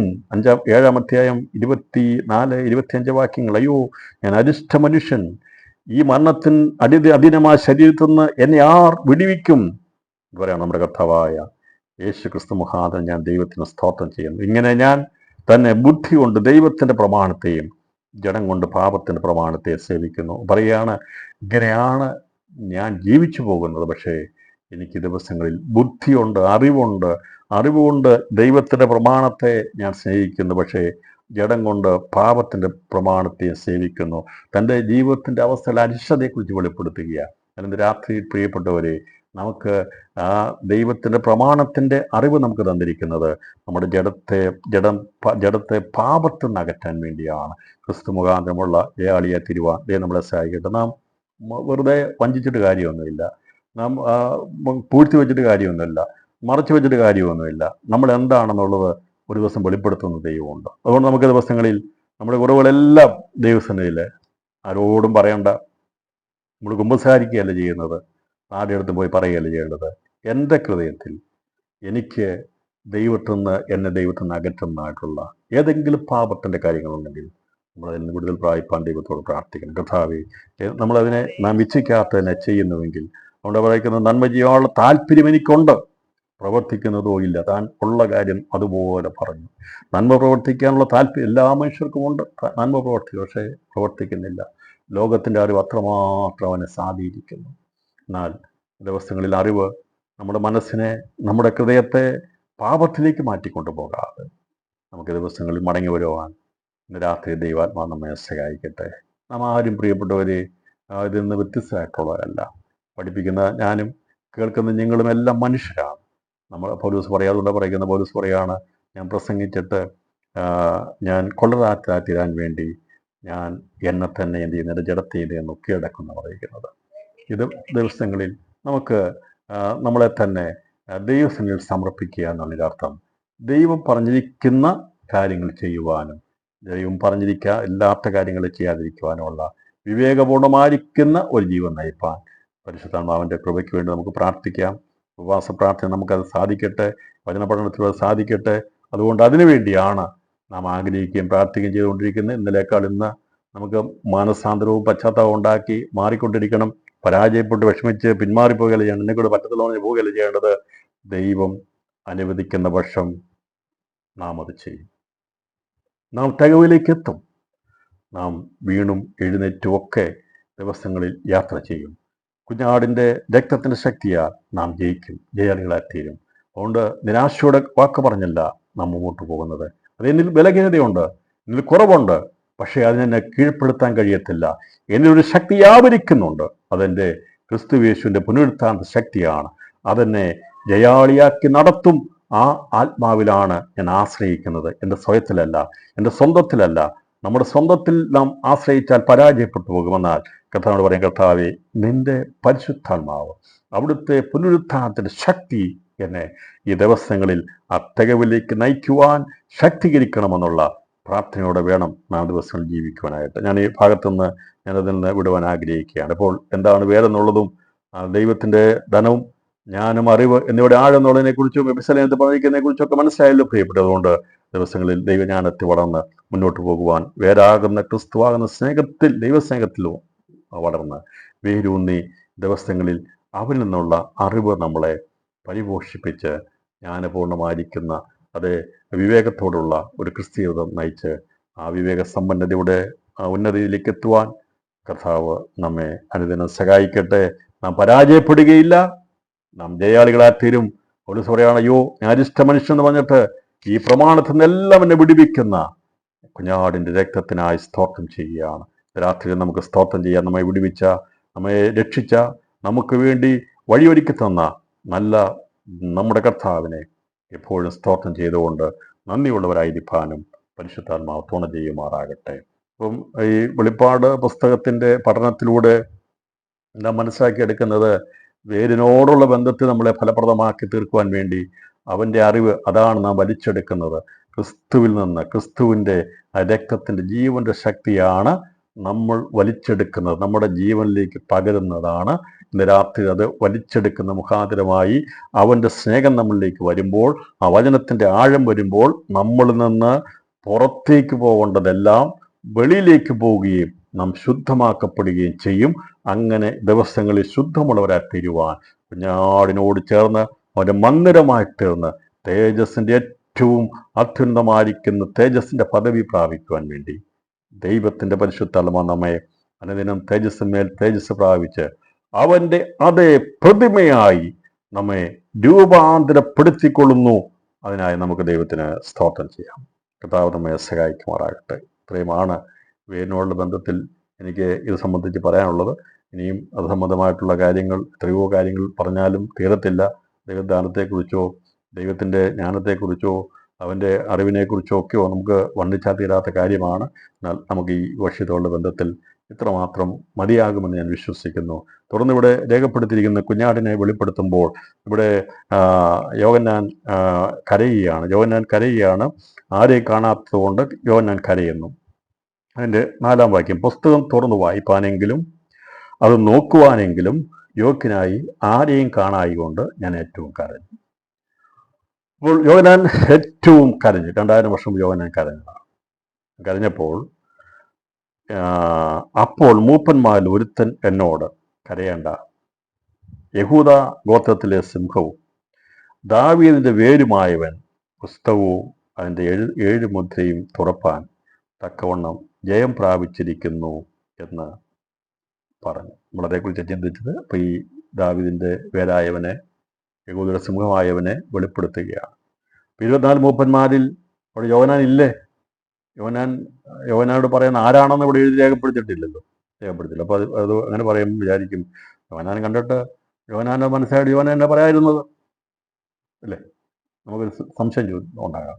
24 മൂപ്പന്മാരിൽ നമ്മൾ പഠിപ്പിക്കുന്നു യേശുവിൻ്റെ 12 അപ്പോസ്തലന്മാർ ഉണ്ടായിരുന്നു, പൗലോസ് ഉണ്ട്, 11 പേരെ അറിയത്തില്ല എന്ന് പറയുമ്പോൾ മൂപ്പന്മാരിൽ ഒരുത്തനാ പറയുമ്പോൾ അതാരാ എന്നുള്ളത് ഈ ബാക്കിയുള്ളവരെ അറിയാമല്ലോ. അവിടെ യോഹന്നാൻ എന്നോട് പറഞ്ഞിട്ടില്ല എന്ന് ചോദ്യം വേണം വരാം. നമുക്ക് വെളിപ്പാട് 21 അധ്യായം 14 വായിക്കുമ്പോഴും ഇവിടെ ഈ പേരൊക്കെ എഴുതിയിരിക്കുന്ന യോഹന്നാൻ കാണുന്നുണ്ട്. യോഹന്നാൻ പറഞ്ഞു എൻ്റെ പേരോടെ ഉണ്ടെന്ന് പറഞ്ഞില്ല. കാരണം അപ്പോസ്തലന്മാരുടെ 12 പേരോട് എഴുതിയിട്ട് വായിച്ചില്ല. അവിടെ അവനെ വെളിപ്പെടുത്താനുള്ളതല്ല, നമ്മളെ വെളിപ്പെടുത്താനുള്ളതല്ല ദൈവത്തിൻ്റെ വചനത്തിൽ പറഞ്ഞിരിക്കുന്നത്. 21 അധ്യായം അതിൻ്റെ 14 വായിക്കുന്നത് നഗരത്തിൻ്റെ മതിലിന് 12 അടിസ്ഥാനവും അതിൽ കുഞ്ഞാടിൻ്റെ 12 അപ്പോസ്തലന്മാരുടെ പേരും ഉണ്ട്. ഈ കുഞ്ഞാടിൻ്റെ അപ്പോസ്തലന്മാരിൽ പെട്ടതല്ലേ യോഹന്നാൻ? അവിടെ എഴുതാൻ വയ്യായിരുന്നോ? എൻ്റെ പേര് ഞാൻ അവിടെ കണ്ടു? പറഞ്ഞില്ലല്ലോ.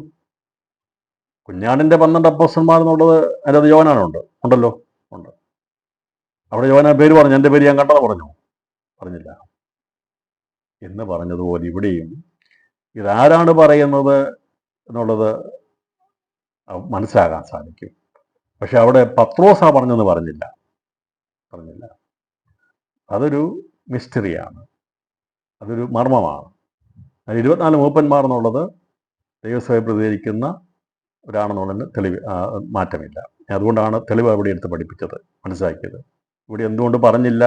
ഇപ്പം യോഹന്നാൻ്റെ അകത്ത് ഉള്ളതാണെങ്കിൽ ഈ പറയുന്ന പത്രോസാ പറയുന്നെങ്കിൽ പറയണ്ടേ? പത്രോസ് അന്നേരം മൂപ്പന്മാരിൽ ഒരുവനായിരിക്കുന്ന പത്രോസിനോട് പറഞ്ഞെന്ന് പറഞ്ഞില്ലല്ലോ എന്ന് പറയും. അത് വെളിപ്പാട് പുസ്തകത്തിൻ്റെ മർമ്മമാണ്, അത് വെളിപ്പെടുത്തിയിട്ടില്ല. അതുകൊണ്ടാണ് കുഞ്ഞാടിൻ്റെ 12 അപ്പോസ്തലന്മാരുടെ പേര് പറഞ്ഞിട്ടും യോഹന്നാൻ അവിടെ പറഞ്ഞില്ല, എൻ്റെ പേര് അവിടെ ഉണ്ടെന്ന് പറഞ്ഞില്ല. പിന്നെ അതിനെ രേഖപ്പെടുത്തിയിരിക്കുന്നത് രക്തങ്ങളോടുള്ള ബന്ധത്തിലേക്ക് വെളിപ്പെടുത്തി പോവുകയാണ് ചെയ്തിരിക്കുന്നത്. അപ്പം ഈ പറയേണ്ട കാര്യങ്ങൾ മാത്രമേ ഇവിടെ വെളിപ്പെടുത്തുന്നത് പത്രോസിനെ വെളിപ്പെടുത്തത്തില്ല, പൗലോസിനെ വെളിപ്പെടുത്തത്തില്ല. ഇവിടെ വെളിപ്പെടുത്തേണ്ടത് കുഞ്ഞാടിനെ വെളിപ്പെടുത്തേണ്ടത്. അതുകൊണ്ടാണ് ഇവിടെ മൂപ്പന്മാരുടെ പേര് പറയാതിരിക്കുന്നത്.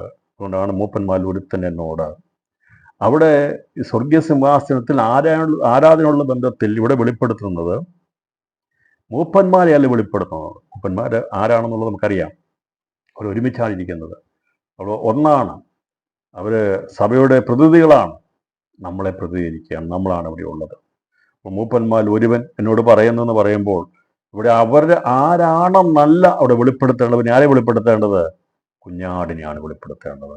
ആരാധനാ പുരുഷനായിരിക്കുന്ന, ആരാധനയ്ക്ക് യോഗ്യനായിരിക്കുന്നവനെയാണ് അവിടെ വെളിപ്പെടുത്തേണ്ടത്. അവനെ വെളിപ്പെടുത്തുന്നത് എന്തിനെന്ന് ചോദിക്കുമ്പോൾ ജയാളികളായി സ്വർഗ്ഗത്തിലേക്ക് എന്ന് പറയുമ്പോൾ അവിടെ എന്തിനു വേണ്ടെന്ന് പറയുമ്പോൾ യഹൂദാഗോത്രത്തിൽ സിംഹം ദാവീദിന്റെ പേരുമാവൻ ആണെന്ന് നാം മനസ്സിലാക്കി ദൈവത്തെ അനുസരിക്കാത്തവരെ ഭൂതലത്തിൽ നിന്നും എന്നേക്കും നശിപ്പാനുള്ള ദൈവിക പദ്ധതിയുടെ ആരംഭത്തിനായി ആണ് കുഞ്ഞാടാൻ ദൈവം സ്വർഗത്തിൽ ഇപ്പോൾ പ്രത്യക്ഷപ്പെടുന്നത്. രക്ഷകനായി പ്രത്യക്ഷപ്പെട്ട കർത്താവ് കുഞ്ഞാട് ശിക്ഷകനായിരിക്കുക, ന്യായാധിപതിയായിട്ട് ന്യായം വിധിക്കാൻ വേണ്ടി എന്ന് പറഞ്ഞാൽ ഭൂതലത്തിൽ നിന്ന് പാപത്തെയും മനുഷ്യനെയും പാപം ചെയ്യുന്ന ദുഷ്ടന്മാരെ നീക്കിക്കളയാൻ വേണ്ടി പ്രത്യക്ഷപ്പെടുത്തുന്ന സമയത്ത് അവൻ അതിന് യോഗ്യൻ ആണെന്ന് അവനെ വെളിപ്പെടുത്തുകയാണ് ഇവിടെ ചെയ്യുന്നത്. അതുകൊണ്ടാണ് അവനവിടെ മറഞ്ഞിരിക്കുന്നത്. രക്ഷകനായിരിക്കുന്ന ക്രിസ്തു ഇപ്പോൾ അവൻ രക്ഷകനാണെന്നാൽ അധികം താമസിയാതെ, അഥവാ ദൈവസഭ സ്വർഗാസ്വർഗത്തിലേക്ക് എടുക്കപ്പെട്ട് കഴിഞ്ഞാൽ ഉടൻ തന്നെ ദൈവത്തിൻ്റെ ന്യായവിധി വരാനുള്ള കോപം ഭൂമിയിലേക്ക് ചൊരിയപ്പെടാൻ ഇടയാത്തരും. അത് രേഖപ്പെടുത്തിയിരിക്കുന്നതാണ് ഈ പുസ്തകത്തിലുള്ളത്. ഇപ്പോൾ ഈ പുസ്തകത്തിൽ എഴുതപ്പെട്ടിരിക്കുന്നത് അത് സംബന്ധമായ കാര്യങ്ങളാണ് രേഖപ്പെടുത്തിയിരിക്കുന്നത്. അപ്പോൾ വരാൻ പോകുന്ന കാര്യങ്ങളെക്കുറിച്ചുള്ള ആ പുസ്തകത്തിൽ എഴുതിയിരിക്കുന്നതാണ്. അതേക്കുറിച്ചാണ് ഇവിടെ രേഖപ്പെടുത്തിയിരിക്കുന്നത്. എന്താണ് പുസ്തകത്തിൽ രേഖപ്പെടുത്തിയിരിക്കുന്നത്? അവിടെ രേഖപ്പെടുത്തിയിരിക്കുന്നത് വരാനുള്ള കാര്യങ്ങളെക്കുറിച്ചാണ് ഇവിടെ രേഖപ്പെടുത്തിയിരിക്കുന്നത്. പുസ്തകത്തിൽ രേഖപ്പെടുത്തിയിരിക്കുന്നത് എതിർ ക്രിസ്തുവിൻ്റെ ഭരണത്തിൽ ദൈവത്തിൽ നിന്ന് എന്നേക്കുമായി അകന്നു പോകുന്നവരുടെ ന്യായവിധി ലക്ഷ്യമാക്കി ഭൂമിയിൽ നിറവേറപ്പെടാൻ പോകുന്ന സംഭവങ്ങളെക്കുറിച്ചുള്ളതാണ് ഈ പുസ്തകം രേഖപ്പെടുത്തിയിരിക്കുന്നത്. അപ്പം ഇത് തുറക്കണമെങ്കിൽ, ആരംഭമിടണമെങ്കിൽ അതിനു മുമ്പായി അവനോട് കൂടെ ന്യായാസനത്തിലിരിക്കുവാൻ യോഗ്യരാകുന്ന ആദ്യജാതന്മാരുടെ സഭയും സ്വർഗാസ്വർഗത്തിലെത്തിയിരിക്കണം. എന്നിട്ട് മാത്രമേ, കാരണം ന്യായൊരധികാരം അതുകൂടെ പറയുന്നത്, ആ ന്യായൊരധികാരവും ദൈവം നമുക്ക് തരികയാണ്, നമുക്ക് ക്രിസ്തു തരുന്ന അതേ അധികാരം നമുക്ക് ലഭിക്കും. അപ്പം അതുകൊണ്ടാണ് ഇവിടെ ക്രിസ്തുവിനെ ആദ്യം വെളിപ്പെടുന്ന അവൻ രക്ഷകനായിരുന്നു, ശിക്ഷിപ്പാനും അവൻ തന്നെ ശക്തൻ. ന്യായപ്രമാണ കർത്താവും ന്യായാധിപതിയും ഒരുവനെയുള്ളൂ, രക്ഷിപ്പാനും നശിപ്പിപ്പാനും ശക്തനായവൻ തന്നെ, കൂട്ടുകാരനെ വിധിപ്പാൻ നീയാർ. അപ്പോൾ യാക്കോബിന്റെ ലേഖനം 4-ാം വാക്യത്തിൽ പറയുന്നത്, രക്ഷിപ്പാനും ന്യായപ്രമാണത്തിന് കർത്താവ് ന്യായാധിപതിയും ഒരുവനേ ഉള്ളൂ, നശിപ്പാൻ ശക്തനായവൻ നമ്മുടെ കർത്താവായ യേശു ക്രിസ്തുവാണ്. അവൻ രക്ഷിപ്പാൻ ശക്തനായി ആ സഹസ്രാദിഫലമായിരിക്കുന്ന ദൈവസഭയുടെ ആദിഫലമായിരിക്കുന്ന ജയാളികൾ അവിടെ എത്തിച്ചേർന്ന ശേഷമായി നശിപ്പിപ്പാൻ വേണ്ടി, അഥവാ ഡിസ്ട്രോയ് ചെയ്യാൻ വേണ്ടി, പാപത്തെ ഭൂതലത്തുനിന്ന് ദുഷ്ടന്മാരെ നീക്കി എന്നേക്കുമായുള്ള ന്യായവിധി നടത്താൻ വേണ്ടി, മരണത്തെ നീക്കാൻ വേണ്ടി പ്രത്യക്ഷപ്പെടുന്നതിനെ കുറിച്ചാണ് ഇവിടെ യേശു ക്രിസ്തുവിനെ ഇവിടെ വെളിപ്പെടുത്തുന്ന ഭാഗമാണ് 5-ാം അധ്യായത്തിൽ രേഖപ്പെടുത്തിയിരിക്കുന്നത്. കരയേണ്ട യഹൂദ ഗോത്രത്തിലെ സിംഹവും ദാവീദിന്റെ പേരുമായവൻ പുസ്തകവും അതിൻ്റെ 7 മുദ്രയും തുറപ്പാൻ തക്കവണ്ണം ജയം പ്രാപിച്ചിരിക്കുന്നെന്ന് പറഞ്ഞു. ഞാൻ സിംഹാസനത്തിൻ്റെയും 4 ജീവികളുടെയും നടുവിലും മൂപ്പന്മാരുടെ മധ്യത്തിലും ഒരു കുഞ്ഞാട് അറുക്കപ്പെട്ടതുപോലെ നിൽക്കുന്നത് കണ്ടു. അതിന് 7 കൊമ്പും സർവ്വഭൂമിയിലേക്ക് അയച്ചിരിക്കുന്ന 7 ദൈവാത്മാക്കളായ 7 കണ്ണുമുണ്ട്. അപ്പോൾ ഇവിടെ കുഞ്ഞാടിനെ വെളിപ്പെടുത്തുകയാണ്, കുഞ്ഞാടാം യേശുക്രിസ്തുവിനോട് വെളിപ്പെടുത്തുകയാണ്. ഇവിടെ പറഞ്ഞിരിക്കുന്നത്, അപ്പോൾ ഞാൻ കണ്ടു, ഞാൻ സിംഹാസനത്തിൻ്റെയും 4 ജീവികളുടെ നടുവിലും മൂപ്പന്മാരുടെ മധ്യത്തിലും, ഇവിടെ നോക്ക്, പിതാവാം ദൈവം അതുപോലെ തന്നെ പരിശുദ്ധാത്മാവാം ദൈവം അവിടെ 7 ആത്മാക്കളുടെ ബന്ധത്തിൽ അവിടെ വെളിപ്പെടുത്തുന്നത്, അത് ദൈവത്തോടെ പലങ്കളുള്ള ബന്ധത്തിൽ പരിശുദ്ധാത്മാവിൻ്റെ സാന്നിധ്യമുണ്ട്. ഇവിടെ പുത്രനായിരിക്കുന്ന ക്രിസ്തുവിനെ വെളിപ്പെടുത്തുമ്പോൾ അവൻ്റെ രക്തത്താൽ ജയാളികളായി തീർന്ന ദൈവമക്കളെ നമ്മളെയും അവിടെ വെളിപ്പെടുത്തുകയാണ്. നാം എത്ര വിലയുള്ളവരായി തീരാനുള്ളവരാണ്, എത്രമാത്രം ഉന്നതി പ്രാപിക്കാനുള്ളവരാണ്. അതുകൊണ്ട് ഏറ്റവും അധികം നമുക്ക് താഴാം. ഏറ്റവും അധികം താഴ്ന്നാൽ നാം അത്രമാത്രം ഉന്നതി പ്രാപിക്കും. ഈ താഴ്ച എന്ന് പറയുമ്പം ഞാൻ ഒരു കാര്യം കൂടെ പറയാം. താഴ്ച എന്ന് പറഞ്ഞാൽ മറ്റൊരു രീതിയിൽ മനസ്സിലാക്കേണ്ടത്, അത് മനസ്സിലായി. താഴ്മ എന്ന് പറഞ്ഞാൽ എന്ത് കണ്ടാലും മിണ്ടാതിരിക്കുന്നല്ല താഴ്മ. ഇത് താഴ്മ എന്ന് പറഞ്ഞു കഴിഞ്ഞാൽ അങ്ങ് ഒന്ന് മിണ്ടാതിരിക്കുന്ന, എന്താ പറഞ്ഞാലും യെസ് യെസ്, അതല്ല താഴ്മ, അതല്ല. ഉദാഹരണം പറയാം. യേശു ക്രിസ്തുവിനെ വിസ്തരിക്കുന്ന സമയത്ത് അവിടെ നിന്ന് പടയാളി ഒരുത്തൻ യേശുവിൻ്റെ ചീട്ടത്തടിച്ചു. കർത്താവ് ചോദിച്ചു, നീ എന്നെ അടിക്കുന്നുണ്ടെന്ന് ചോദിച്ചു. പറയാന്ന് പറഞ്ഞു. എന്താ കർത്താവ് അങ്ങനെ പറഞ്ഞത്? താഴ്മയുള്ളതായിരുന്ന കർത്താവ് അറുക്കപ്പെട്ട അവൻ ആടുകളെ പോലെ രോമം കത്തിക്കുന്ന മുമ്പാകെ മിണ്ടാതിരുന്നില്ല പറയിക്കുന്നത്. ശരിയല്ലേ? അങ്ങനെയല്ലേ? മിണ്ടായിരുന്നില്ല, മിണ്ടിയല്ലോ. ഇടത്തെ അടിച്ചാൽ വലതും കൂടെ കാണിച്ചു കൊടുക്കണമെന്നല്ല പറഞ്ഞിരിക്കുന്നത്. വലത്തെ ജീവിതത്തെ അടിച്ചാൽ ഇടതും കൂടെ കാണിച്ചു കൊടുക്കാനല്ല പറഞ്ഞത്. പക്ഷേ യേശുവിനെ അടിച്ചപ്പോൾ യേശു ചോദിച്ചു, നീ എന്തിനാ എന്നെ അടിക്കുന്നത് ചോദിച്ചു. ചോദിച്ചില്ലേ? അപ്പം കർത്താവ് പറഞ്ഞ ഉപദേശം എവിടെയോ ഉപദേശം? യേശുവല്ലേ പറഞ്ഞത് വലത്തെ ചെവിടെ അടിച്ചാൽ ഇടത്തെ ചെവിടെ അടിച്ചാൽ വലതും കൂടെ കാണിച്ചു കൊടുക്കുന്നത് പറഞ്ഞു. പിന്നെ അവൻ്റെ താഴ്ചയിൽ അവന് ന്യായം കിട്ടാതെ പോയി. മിണ്ടാതെ കുഞ്ഞാടിനെ പോലെ അവൻ എന്ത് ചെയ്തു? ഇരുന്നാണ് പറഞ്ഞിരിക്കുന്നത്. അങ്ങനെ ഞങ്ങൾ വായിക്കും. പക്ഷേ എല്ലായിടത്തും യേശു അങ്ങനെ ആയിരുന്നില്ല. അതിൻ്റെ കാരണം ഞാൻ പറഞ്ഞപ്പം ഞങ്ങൾക്ക് ഭയങ്കര ഒരു സംശയം തോന്നിക്കാണ്, എന്തായി പറയാൻ പോകുന്നുള്ളത്. യേശു പ്രമാണം തെറ്റിച്ച് പഠിപ്പിക്കാൻ പോകണം വിചാരിച്ചതാണ്. പ്രമാണം തെറ്റിക്കുകയല്ല ചെയ്തത്. ഒരുവനെ കോടതിയിൽ വിസ്തരിക്കുമ്പോൾ അവനോട് ഉപദ്രവിക്കാൻ വ്യവസ്ഥയില്ല. എത്ര കൊടിയ കുറ്റവാളിയാണെങ്കിലും കോടതിയിൽ വിസ്തരിക്കുന്ന സമയത്ത് അവൻ്റെ ശരീരത്തെ സ്പർശിക്കുവാൻ ആർക്കും അധികാരമില്ല, തൊടാൻ പാടില്ല. അതാണ് പ്രമാണം. യേശുവിനോട് വിസ്തരിക്കുക മഹാപുരോഹിതന് മുമ്പ് വെച്ച്. അവിടെ തല്ലിയപ്പം ചോദിച്ചു, നീ എന്താ തല്ലാൻ കാണാമോ? എവിടെ വെച്ചല്ല എന്നെ തല്ലേണ്ടത്? പിന്നെ എന്നെ വിധിക്കുമല്ലോ, കുറ്റക്കാരനെന്ന് പറഞ്ഞുകൊണ്ട്. പിന്നെ ഇവിടുന്ന് മാറ്റിവിടും. അതാണ് പീലാത്തോസ് എന്നെ വിധിക്കും. ഞാൻ കുറ്റക്കാരനായി കഴിയുമ്പോൾ ഞാൻ കൈകെട്ടി നിന്നൊരാടാ നീ തല്ലിക്കോളാനാ പറഞ്ഞത്. മനസ്സിലായോ? എന്നെ തള്ളിക്കളഞ്ഞ് വിധിക്കുമല്ലോ മരണയോഗ്യനെന്ന് പറഞ്ഞുകൊണ്ട്. അന്നേരം വിധി വന്ന ശേഷം നീ തല്ലിക്കൂ, ഞാൻ കൈകെട്ടി നിന്ന് തരും, മിണ്ടത്തില്ല, താഴ്ന്നു തരും. പക്ഷേ അകാരണമായ സമയത്ത് എന്നെ തൊടാൻ പാടില്ല എന്നാണ് യേശു അവിടെ പഠിപ്പിച്ചത്. കാര്യം മനസ്സിലായെന്ന് വിചാരിക്കുന്നു. യേശുവോട് തല്ലി എന്ന് ചോദിച്ചപ്പോൾ അപ്പുറം ചെവിട് കാണിച്ചു കൊടുത്തു. കാരണം കോടതി നിൽക്കുക, വിസ്തരിച്ചുകൊണ്ട് നിൽക്കുക. ആ സമയത്താണ് അവനെ തല്ലിയത്. ഇന്ന് രാത്രിയിൽ പ്രിയപ്പെട്ടവരെ, താഴ്മയെന്ന് പറഞ്ഞാൽ എല്ലായിടത്തും ഉണ്ടായിരിക്കുന്നതല്ല. നമ്മുടേതായിട്ടുള്ള ആവശ്യങ്ങളും കാര്യങ്ങളും വരുമ്പോൾ അവിടെ നാം ചോദിക്കണം. അല്ലാതെ പഞ്ചപുച്ച മടക്കി നിൽക്കുന്നതല്ല. കർത്താവിനെ അടിച്ചു കഴിഞ്ഞപ്പോൾ എന്നെ തല്ലുന്നതാണെന്ന് ചോദിച്ചു. അതിനുശേഷമായി പീലാത്തോസിനെ മരണയോഗ്യനെന്ന് പറഞ്ഞ് വിധിച്ചു കഴിഞ്ഞപ്പോൾ കർത്താവ് ഒരക്ഷരം പോലും വേണ്ടിയില്ല. രോമം കത്തിരിക്കുന്നതിന് മുമ്പാകെ മിണ്ടാതിരിക്കുന്ന കുഞ്ഞാടിനെ പോലെ അവൻ ഒന്നും മിണ്ടാതെ ഏൽപ്പിച്ചു കൊടുത്തു. അവൻ്റെ പുറം ഉഴവുചാലുകൾ പോലെ ഉഴുതു. മുഖത്തെ രോമം വലിച്ചെറിഞ്ഞു. അവൻ്റെ തലയിൽ കോല് കൊണ്ടടിച്ചു. അവനെ പരിഹസിച്ചു, അവനെ നിന്ദിച്ചു. ഒരക്ഷരം പോലും അവൻ മിണ്ടിയില്ല. രാത്രിയിൽ പ്രിയപ്പെട്ടവരെ, അതെ, നാം ഏൽക്കേണ്ട സ്ഥലങ്ങളിൽ ഏൽക്കണം, താഴേണ്ട സ്ഥലങ്ങളിൽ താഴണം, ചോദിക്കേണ്ട സ്ഥലങ്ങളിൽ ചോദിക്കണം. കർത്താവ് മാതൃക കാണിച്ചത് ഈ യേശുവിനെ മാതൃകയാക്കി നാം പഠിക്കണം, ചിന്തിക്കണം, മനസ്സിലാക്കണം. ക്രിസ്തുവിൻ്റെ താഴ്മ നമ്മൾ വരണം, അല്ലാതെ മിണ്ടാതിരിക്കുന്നതല്ല. അതല്ല ദൈവം നമ്മളെ പഠിപ്പിച്ച മാതൃക. അകാരണമായിട്ട് യേശുവിനെ വിസ്തരിക്കുന്ന നിങ്ങൾക്ക് കണ്ടിട്ടുണ്ടോ? കോടതി വെച്ച് ആരെങ്കിലും തല്ലുവോ? തല്ലത്തില്ല. പറയണമെന്ന് പറയോ? ഇല്ല. അവിടെ ഇല്ല. കോടതിക്കകത്ത് കയറി വന്നു കഴിഞ്ഞാൽ ആർക്കും തൊടാൻ പറ്റത്തില്ല. അവിടെ വാദമാണ് നടക്കുന്നത്. ജഡ്ജിയുടെ മുമ്പിൽ വെച്ച് ഉപദ്രവിക്കാൻ പാടില്ല. ഒരിടത്തും പറ്റത്തില്ലെന്നാണ്. പക്ഷെ മരണയോഗ്യമെന്ന് പറഞ്ഞു കഴിയുമ്പോൾ അടിക്കാൻ തിരിച്ച് ചാട്ടവാർക്ക് അടിക്കാൻ പറഞ്ഞ് ഏൽപ്പിച്ചു കൊടുത്ത് അടി കൊടുക്കും. വെളിയിൽ കൊണ്ടുപോയിട്ട് അടിക്കേണ്ട സ്ഥലത്ത് കൊണ്ടുപോയി അതിൻ്റെ അടിക്കും. അതുവരെ കർത്താവ് മിണ്ടിയില്ല. വിധിക്കട്ടെ എന്ന് പറഞ്ഞു. വിധി കഴിയുമ്പം നിങ്ങൾക്ക് എന്നെ തല്ലാം, ഞാൻ മിണ്ടത്തില്ല. അത് ഇന്ന് രാത്രിയിൽ ക്രിസ്തുവിൻ്റെ ഭാവം നമ്മളിലുണ്ടാകണം. ക്രിസ്തുവിൻ്റെ സ്വഭാവം നമ്മൾ പകരണം. പരിശുദ്ധാത്മാവുമായി പണിതെടുക്കണം.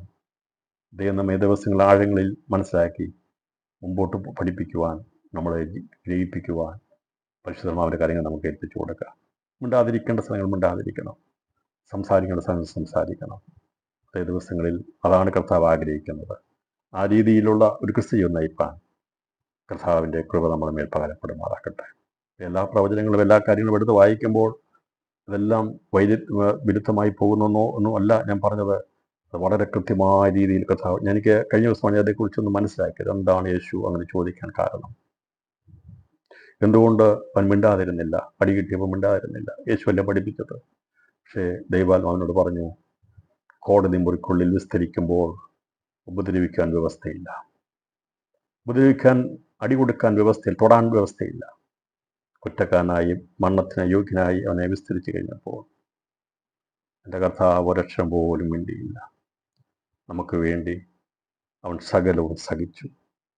നമ്മുടെ വാ തുറക്കുവാൻ വേണ്ടി, നമ്മെ സംസാരിക്കാൻ വേണ്ടി, നാം സ്തോത്രമർപ്പിക്കാൻ വേണ്ടി, ആരാധിക്കാൻ വേണ്ടി, നമുക്ക് ദിവസങ്ങളിൽ പ്രാർത്ഥിക്കാൻ വേണ്ടി, മറ്റുള്ളവർക്ക് ഇടി നിൽക്കാൻ വേണ്ടിയൊക്കെ നമ്മുടെ അകത്ത മനുഷ്യനെ വാ തുറന്ന് നമ്മെ ദിവസങ്ങളിൽ ജീവൻ്റെ ആരാധനക്കാക്കി മാറ്റുവാൻ നമ്മുടെ കർത്താവ് മൗനമായതെല്ലാം സഹിപ്പാക്കിടയാക്കുന്നു. പ്രിയപ്പെട്ടവരെ, ഇന്ന് രാത്രി ആ സ്നേഹത്തിലാണ് നാം വളരേണ്ടത്. താഴ്മയും വിനയവും എന്നൊക്കെ പറയുമ്പോൾ അതിൻ്റെ ആത്മീയ പശ്ചാത്തലത്തിലുള്ള അർത്ഥങ്ങളെ ക്രിസ്തുവിനോടുള്ള ജീവിതത്തിൽ തുലനം ചെയ്ത് വേണം നാമും ഈ ദിവസങ്ങളിൽ ജീവിക്കുവാനെന്നും ഞാൻ ഇത്തരണത്തിൽ ഓർപ്പിക്കുന്നു. അപ്പം യേശു ക്രിസ്തുവിനെ കുറിച്ചുള്ള വെളിപ്പെടുത്തി അവിടെ പിതാവാം ദൈവത്തിൻ്റെ സന്നിധിയിൽ പുത്രനെ വെളിപ്പെടുത്തുകയാണ്. ദൂതൻ ചോദിക്കുന്ന ആരുണ്ടോ എന്ന് പറയുമ്പോൾ ആരെയും കാണാതെ വരുമ്പോൾ പറഞ്ഞാൽ സ്വർലോകത്തിലും ഭൂലോകത്തിലും അധോലോകത്തിലും ആരുമില്ല. എന്നാൽ ഈ 3 ലോകങ്ങളെയും ജയിച്ച ഒരുവൻ ജയാളിയായ സ്വർഗത്തിലുണ്ട്. സ്വർലോകത്തിലും ഭൂലോകത്തിലെയും സ്വർലോകയുടെയും ഭൂലോകയുടെയും അധോലോകയുടെയും സകല മുഴങ്കാലും മടങ്ങുന്ന ഒരുവൻ ജയാളിയായ സ്വർഗത്തിലുണ്ട്. പാതാള മണ്ണത്തെ എഴുന്നേറ്റവൻ പറഞ്ഞാൽ പാതാളത്തെ നരകത്തെയും പരാജയപ്പെടുത്തി അവർക്ക് പിടിച്ചു വെക്കാൻ കഴിഞ്ഞില്ല. യേശുവിൻ്റെ മരണത്തെങ്കിൽ ഭൂമിയിലെ ഭരണവർഗങ്ങൾക്കോ ഭൂമിയിലുണ്ടാകുന്ന ഒരു ശക്തികൾക്കോ ഈ ലോകത്തിൻ്റെ ഒരു ശക്തികൾക്കും റോമൻ സാമ്രാജ്യത്തിനൊന്നും അവനെ പിടിച്ചു വെക്കാൻ കഴിഞ്ഞില്ല. സ്വർലോകങ്ങളിൽ വ്യാപരിക്കുന്ന അന്ധകാര ശക്തികൾക്ക്, സ്വർലോക സേനയ്ക്ക് യേശുവിനെ തടയാൻ കഴിഞ്ഞില്ല. സ്വർലോക ഭൂലോക അധോലോക ശക്തികളെ ജയിച്ചു ക്രിസ്തു യേശു ജയാളിയായി നിൽക്കുക. മറ്റാരെയും കാണാതിരിക്കുമ്പോൾ, സ്വർഗത്തിലും ഭൂമിയിലും ഭൂമിക്ക് കീഴിലും ആരെയും കാണാതിരിക്കുമ്പോൾ അവിടെ സ്വർലോകങ്ങളെ സ്വർലോക അധോലോക ഭൂലോകങ്ങളെ പരാജയപ്പെടുത്തിയ ജയാളിയായിരിക്കുന്ന ക്രിസ്തു അവിടെ വെളിപ്പെടുകയാണ്.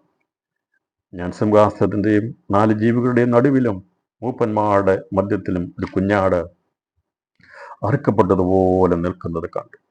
മനുഷ്യപാപത്തിന് വേണ്ടി, എനിക്ക് വേണ്ടിയും നിങ്ങൾക്ക് വേണ്ടിയുമാ യേശു അറുക്കപ്പെട്ടത്. പ്രിയപ്പെട്ടവരെ, മറ്റൊരു സൃഷ്ടിക്ക് വേണ്ടി ആയിരുന്നില്ല. വീണുപോയ ദൂതന്മാർക്ക് വേണ്ടിയല്ല യേശു അറുക്കപ്പെട്ടത്. ഈ ലോകത്തിലുള്ള മറ്റെന്തെങ്കിലും സൃഷ്ടികൾക്ക് വേണ്ടിയോ ഏതെങ്കിലും സൃഷ്ടികൾക്ക് വേണ്ടിയല്ല കുഞ്ഞാട് അറുക്കപ്പെട്ടത്. ലോകസ്ഥാപനത്തിനു മുമ്പ് കുഞ്ഞാട് അറുക്കപ്പെടാൻ കാരണം നമ്മുടെ ഉയർച്ച കണ്ടുകൊണ്ട് നമ്മെ സിംഹാസനം തിരുത്താൻ വേണ്ടി, അധികാരമുള്ളവരാക്കി മാറ്റുവാൻ വേണ്ടി, തേജസ്സിൻ്റെ ഏറ്റവും അത്യുറ്റമായിരിക്കുന്ന തേജസ് പ്രാപിക്കാൻ വേണ്ടിയാ യേശു അറുക്കപ്പെട്ടത്. അവനെ അറുക്കപ്പെട്ടതുപോലെ നിൽക്കുന്നത് കണ്ടു. അവന് 7 കൊമ്പും സർവഭൂമിയിലേക്കും അയച്ചിരിക്കുന്ന 7 ദൈവാത്മാക്കളായ 7 കണ്ണും ഉണ്ട്. വിശദീകരിച്ച് പോകണം. ഇതിന് നമ്മൾ മനസ്സിലാക്കി പോകണം. എന്താണ് 7 കൊമ്പ്, എന്താണ് സർവഭൂമിയിലേക്ക് അയച്ചിരിക്കുന്ന 7 ദൈവാത്മാക്കളായ 7 കണ്ണ് എന്നുള്ളത് വിശകലനം ചെയ്യേണ്ടത്, പഠിക്കേണ്ടത് എന്താണെന്നുള്ളത്.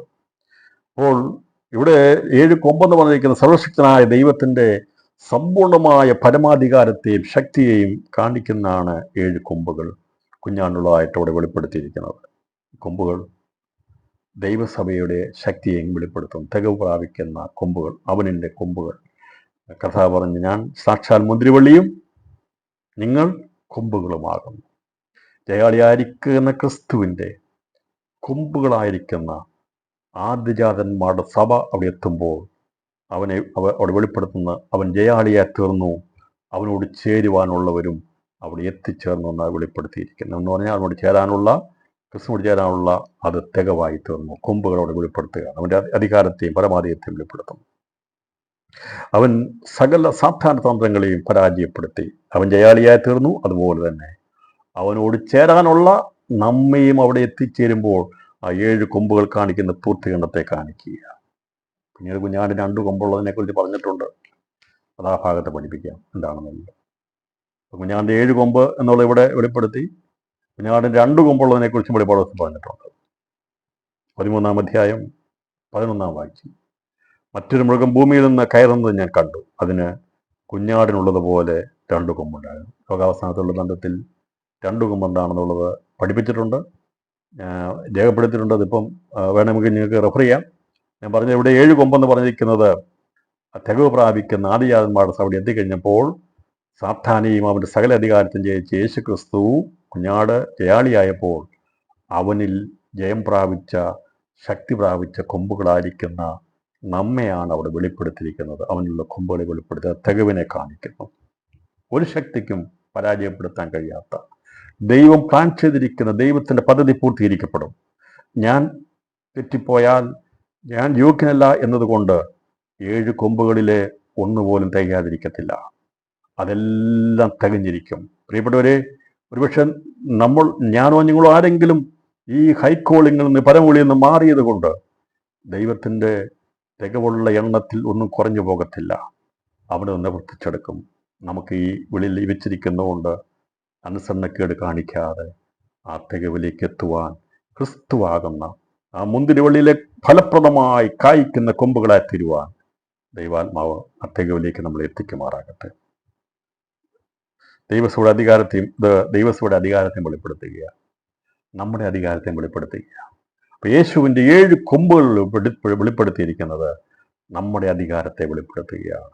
ക്രിസ്തുവിന് അധികാരമുണ്ട്, അതുപോലെ തന്നെ അവൻ്റെ അധികാരം കൊമ്പുകളാകുന്ന ആദിജാതന്മാരുടെ സഭയ്ക്കും ഉണ്ട് എന്നുള്ളതിനെയാണ് ഇവിടെ 7 കൊമ്പ് വെളിപ്പെടുത്തിയിരിക്കുന്നത്. കുഞ്ഞാടിൽ നമ്മളുണ്ട്, ദൈവമക്കളുണ്ട്, ദൈവത്തിൻ്റെ അധികാരം നമുക്കുണ്ട്. അതാണ് വെളിപ്പെടുത്തിയിരിക്കുന്നത് ഈ 7 കൊമ്പ് വ്യക്തമാക്കുന്നത്. 7 കൊമ്പിനെ കുറിച്ചുള്ള വ്യാഖ്യാനം മനസ്സിലായെങ്കിൽ സർവ്വഭൂമിയിലേക്ക് അയച്ചിരിക്കുന്ന 7 ദൈവാത്മാക്കളായ 7 കണ്ണ് എന്നുള്ളതിനെ കുറിച്ച് നാം ചിന്തിക്കുകയാണ്. ദൈവത്തിൻ്റെ പരിശുദ്ധാത്മാവ് ഭൂമിയിലെ പ്രവർത്തനം പൂർത്തീകരിച്ച് തികവ് പ്രാപിക്കുന്ന സഭയും കൊണ്ട് സ്വർഗത്തിലേക്ക് കയറിയേറിപ്പോയ ശേഷം ഭൂമിയിൽ ദൈവത്തിൻ്റെ പ്രവൃത്തിയില്ലെന്നല്ല ചില പഠിപ്പിക്കുന്നത്. സഭ എടുക്കപ്പെട്ട് കഴിഞ്ഞാൽ പിന്നെ ദൈവം കൈവിട്ടതുപോലെ പിന്നെ ഇസ്രായേൽ മാത്രമുള്ളതാണ്. പിന്നെ എതിർ ക്രിസ്തുവും ഇസ്രായേലുമായിട്ട് പിടിച്ചോട്ടെ, ദൈവത്തിനകത്ത് ഒരു കാര്യം. പിന്നെ ദൈവം അവസാനം രക്ഷിക്കേണ്ടത് ഇത്രയേ ഉള്ളൂ. അവിടെ ഹർമോദയുദ്ധം സഭ എടുക്കപ്പെട്ടു, പിന്നീട് ദൈവത്തിൻ്റെ പരിശുദ്ധാത്മാവ് പോവില്ല, പിന്നെ ഇവിടെ ഒന്നുമില്ലെന്നുള്ളത്. പക്ഷെ അങ്ങനെയല്ല. പരിശുദ്ധാത്മാവ് വരുന്നതിന് മുമ്പ് ദൈവത്തിൻ്റെ പ്രവൃത്തി ഇവിടെ ഉണ്ടായിരുന്നു. അന്ന് ദൈവത്തിൻ്റെ കണ്ണ് ഇവിടെ ഊടാടി സഞ്ചരിച്ചുവെന്ന് വ്യക്തമായി രേഖപ്പെടുത്തിയിട്ടുണ്ടല്ലോ. 2 ദിനവൃത്താന്ത പുസ്തകം 16:9 യഹോവയുടെ കണ്ണ് തങ്ങൾ ഏകാഗ്രതന്മാരായിരിക്കുന്നവർക്ക് വേണ്ടി തന്നെത്താൻ ബലവാനെന്ന് കാണിക്കേണ്ടതിന് ഭൂമിയിൽ എല്ലായിടവും ഊടാടിക്കൊണ്ടിരിക്കുന്നു. ഇത് ദൈവസഭയോട് പറഞ്ഞ കാര്യമല്ല. പരിശുദ്ധാത്മാവ് ഇല്ലാതിരുന്ന പഴയ നിയമത്തിന്റെ ചരിത്രമാണ് പറഞ്ഞിരിക്കുന്നത്. അപ്പോൾ ദൈവസഭ എടുക്കപ്പെട്ട് പരിശുദ്ധാത്മാവ് പോയി കഴിഞ്ഞാൽ ദൈവത്തിൻ്റെ കണ്ണിവിടെ ഊടാടി സഞ്ചരിച്ചുകൊണ്ടേയിരിക്കും. അത് പഴയ നിയമത്തിൽ വ്യത്യസ്തമായി ദൈവസഭയുടെ ശേഷിപ്പുണ്ട്, ഇസ്രായേലുണ്ട്. ഇവിടെ ആരെല്ലാം ദൈവത്തിനോട് നിൽക്കുന്നുണ്ടോ അവർക്ക് ഉപദേശം കൊടുക്കുവാൻ, അവരെ ദർശിക്കുവാൻ, അവർക്ക് ദോഷം വരാതിരിക്കാൻ വേണ്ടി, അവരെ ഉപദേശിക്കാൻ വേണ്ടിയാണ് 7 കണ്ണ് ഇവിടെ വ്യാപരിച്ചുകൊണ്ടിരിക്കുന്നത്. അപ്പോൾ പരിശുദ്ധാത്മാവാം നദി ഇവിടുന്ന് മാറ്റിയാലും ദൈവത്തിൻ്റെ തൃക്കൺ ഭൂമിയിൽ പാർത്തുകൊണ്ടിരിക്കും. കാരണം ഇവിടെ ദൈവത്തിൻ്റെ നഗരത്തിന് വേണ്ടി ചേരാനുള്ളവരിവിടെയുണ്ട്, മതിലിനോട് ചേരാനുള്ളവരുണ്ട്, ഇവിടെ ഗോപുരങ്ങളോട് ചേരാനുള്ളവരുണ്ട്. ഇവിടെ ഒരു ഭാഗം മാത്രമേ പൂർത്തീകരിച്ചുള്ളൂ. 7 കൊമ്പാകുന്ന കുഞ്ഞാടിൻ്റെ ആ മന്ദിരത്തോട് ചേരാനുള്ളവർ മാത്രമേ എടുക്കപ്പെട്ടിട്ടുള്ളൂ. ബാക്കി നഗരത്തിൽ ചേരാനുള്ളവരും അതുപോലെ തന്നെ മതിലിനോട് ചേരാനുള്ളവരും ഗോപുരങ്ങളോട് ചേരാനുള്ളവരും ഭൂമി ശേഷിച്ചിരിക്കുമ്പോൾ അവരെ കൂടി പൂർത്തീകരിച്ച് കർത്താവിൻ്റെ 2ാമത്തെ വരവരെ എടുക്കേണ്ടതിനെല്ലാം ശേഖരിക്കാൻ വേണ്ടി ദൈവത്തിൻ്റെ 7 ആത്മാക്കളായിരിക്കുന്ന, ഉപദേശമായിരിക്കുന്ന കണ്ണ് ഭൂമിയിൽ ഉണ്ടായിരിക്കും. അതുകൊണ്ട് കർത്താവ് പറഞ്ഞത് എല്ലാ ലോകാവസാനത്തിൻ്റെ എല്ലാ നാളും ഞാൻ നിങ്ങളോട് കൂടെ ഇരിക്കും. കർത്താവ് എടുക്കപ്പെട്ട ലോകാവസാനമല്ല. ഈ ലോകാവസാനത്തെക്കുറിച്ച് പറഞ്ഞപ്പം ജലവേഗം ഭയങ്കര എന്നോട് രാവിലെ ഒരാൾ സംസാരിച്ചു. എന്തോ വലിയൊരു ട്രാജഡി വന്നെല്ലാം നശിച്ചു പോകുന്നതാണ്. ഞാൻ പറഞ്ഞു അങ്ങനെയല്ലല്ലോ. ലോകാവസാനം വരുന്നത് സന്തോഷമുള്ള കാര്യമാണ്. ലോകാവസാനം എനിക്ക് സന്തോഷമാണ്. നിങ്ങൾക്ക് സന്തോഷമാണോ? ലോകാവസാനം അത് നമ്മൾക്ക് സന്തോഷമായ കാര്യമാണ്. കാരണം എന്താ ലോകാവസാനം എന്താണെന്ന് ഞാൻ പല പ്രാവശ്യം പറഞ്ഞിട്ടുണ്ട്. ലോകാവസാനം പറഞ്ഞാൽ എന്താ? അതിൻ്റെ അർത്ഥം അറിയത്തില്ല, എന്താണെന്നറിയാത്തതുകൊണ്ടാണ്. ലോകാവസാനം എന്ന് പറഞ്ഞാൽ ഒരു ട്രാജഡി അല്ല, പൂർത്തീകരണം. സാത്താനിക ഭരണത്തെ അവസാനിപ്പിച്ച് ദൈവം തൻ്റെ രാജ്യവും സഭയും സ്ഥാപിച്ചുകൊണ്ട് ബന്ധത്തിലുള്ള കാര്യങ്ങളാണ് ലോകസ്ഥാപനത്തിന് ആദ്യത്തിൽ നടന്നത്. കർത്താവ് ലോകസ്ഥാപനത്തിന് ആരംഭത്തിൽ വന്ന് അവൻ്റെ പ്രവൃത്തി തുടങ്ങി. സാത്താനെ പരാജയപ്പെടുത്തി അവനെ ഭരണത്തിൽ നിന്ന് നീക്കിയെന്ന് പറഞ്ഞാൽ ഇവിടെ ദൈവരാജ്യത്തിൻ്റെ വളർച്ച അത് വളരെ വേഗത്തിൽ നടത്താൻ ദൈവരാജ്യം സ്ഥാപിച്ചു. കർത്താവിൻ്റെ 2ാമത്തെ വരവെങ്കിൽ ലോകാവസാനം എന്ന് പറയുമ്പോൾ സാത്താനെ ഭരണത്തിൽ നിന്ന് എന്നേക്കുമായി മാറ്റുന്നതിനെയാണ് ലോകാവസാനം. ലോകത്തിൻ്റെ ഭരണത്തെ അവസാനിപ്പിക്കും. ഈ ലോകാരംഭം പൈശാചിക ആരംഭമാണ്. ലോകസ്ഥാപനം വേറെയാണ്, ലോകാരംഭം വേറെയാണ്, ലോകാവസാനം. ഇതൊക്കെ മനസ്സിലാക്കി ഇതിനു മുമ്പ് പല പ്രാവശ്യം പഠിപ്പിച്ചിട്ടുണ്ട്. ഇത് ആദ്യമായിട്ട് ആരെങ്കിലും കേൾക്കുന്നുണ്ടെങ്കിൽ അവർക്ക് വേണ്ടിയാണ് ഞാൻ പറയുന്നത്. ലോകസ്ഥാപനം അത് നമുക്കറിയാം, മനുഷ്യ ഉൽപ്പത്തിയോട് ബന്ധത്തിലുള്ള കാര്യങ്ങളാണ്. ലോകാരംഭം എന്നുള്ളത് മനുഷ്യൻ പാപം ചെയ്ത് ദൈവത്തിനകുന്ന ജീവത്തിന് പേര് മായ്ക്കപ്പെടുന്നതാണ് ലോകാരംഭം.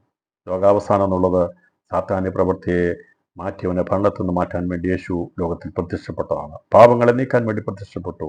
ലോകാവസാനത്തിൻ്റെ അവസാനം എന്ന് പറഞ്ഞാൽ പൂർത്തീകരിക്കപ്പെടുന്നത് അവനെ എന്നേക്കുമായി കർത്താവ് ഭരണത്തിൽ നിന്ന് മാറ്റും. 1000 ആണ്ട് കർത്താവ് വാഴും. അതാണ് ലോകാവസാനം എന്ന് പറഞ്ഞിരിക്കുന്നത്.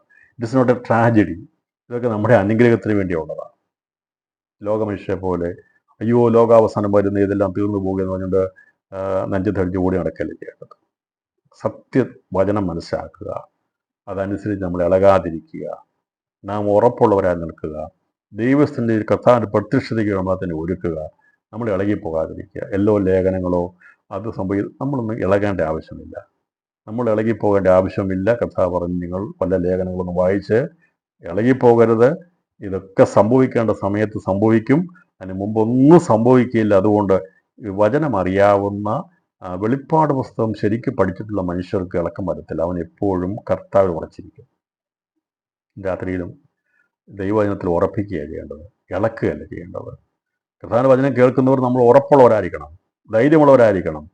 നമുക്ക് ഉറപ്പും ധൈര്യമുള്ളതാകാൻ വേണ്ടിയാണ് വചനം നമ്മളെ പഠിപ്പിക്കുന്നത്. എന്നാൽ ഈ രാത്രിയിൽ ഈ സന്ദേശം ഈ തിരുവചന പഠനത്തിലൂടെ മനസ്സിലാക്കുമ്പോൾ നാം ഉറപ്പും ധൈര്യമുള്ളവരായി തീരണം. മറ്റുള്ളവരെ പോലെ വെപ്രാളം പിടിക്കരുത്. നാം ദിവസങ്ങളിൽ ഓടി നടക്കരുത്. വല്ലവരും പറയുന്നത് കേട്ട് നമ്മൾ ഇളകിപ്പോകരുത്. നമ്മെ ക്രിസ്തുവാകുന്ന പാറമേൽ അവൻ്റെ വചനം കൊണ്ട് നമ്മളെ ഉറപ്പിക്കുക ചെയ്യുന്ന പ്രിയപ്പെട്ടവരെ. എന്ത് വന്നാലും എന്ത് സംഭവിച്ചാലും നമുക്കറിയാം എന്തൊക്കെയാണ് സംഭവിക്കാൻ പോകുന്ന അറിയാം.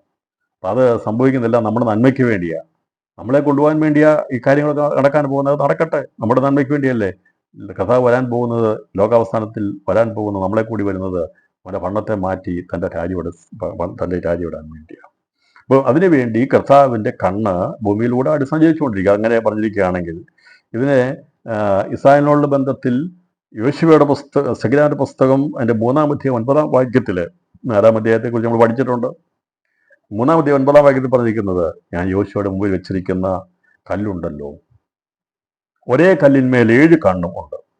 ഞാൻ അതിൻ്റെ കൊത്തുപണി കൊത്തും. ഒരു ദിവസത്തിൽ ഞാൻ ദേശത്തിനകത്തും പോക്കുമെന്ന് സൈന്യങ്ങളുടെ യഹോവയുടെ അരുളപ്പാട്.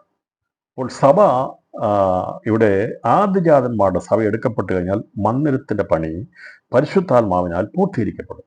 അതിനുശേഷമായി പരിശുദ്ധാത്മാവ് ലോകത്തുനിന്ന് എടുക്കപ്പെട്ട് കഴിയുമ്പോഴും മന്ദിരം മാത്രമേ ചിലർക്ക് ഈ മന്ദിരം അതിനകത്ത് ഉണ്ടോ എന്ന് പോലും അറിയത്തില്ല. ചിലർക്ക് അതിന് നഗരത്തെക്കുറിച്ചുള്ള കാര്യമേ അറിയത്തില്ല.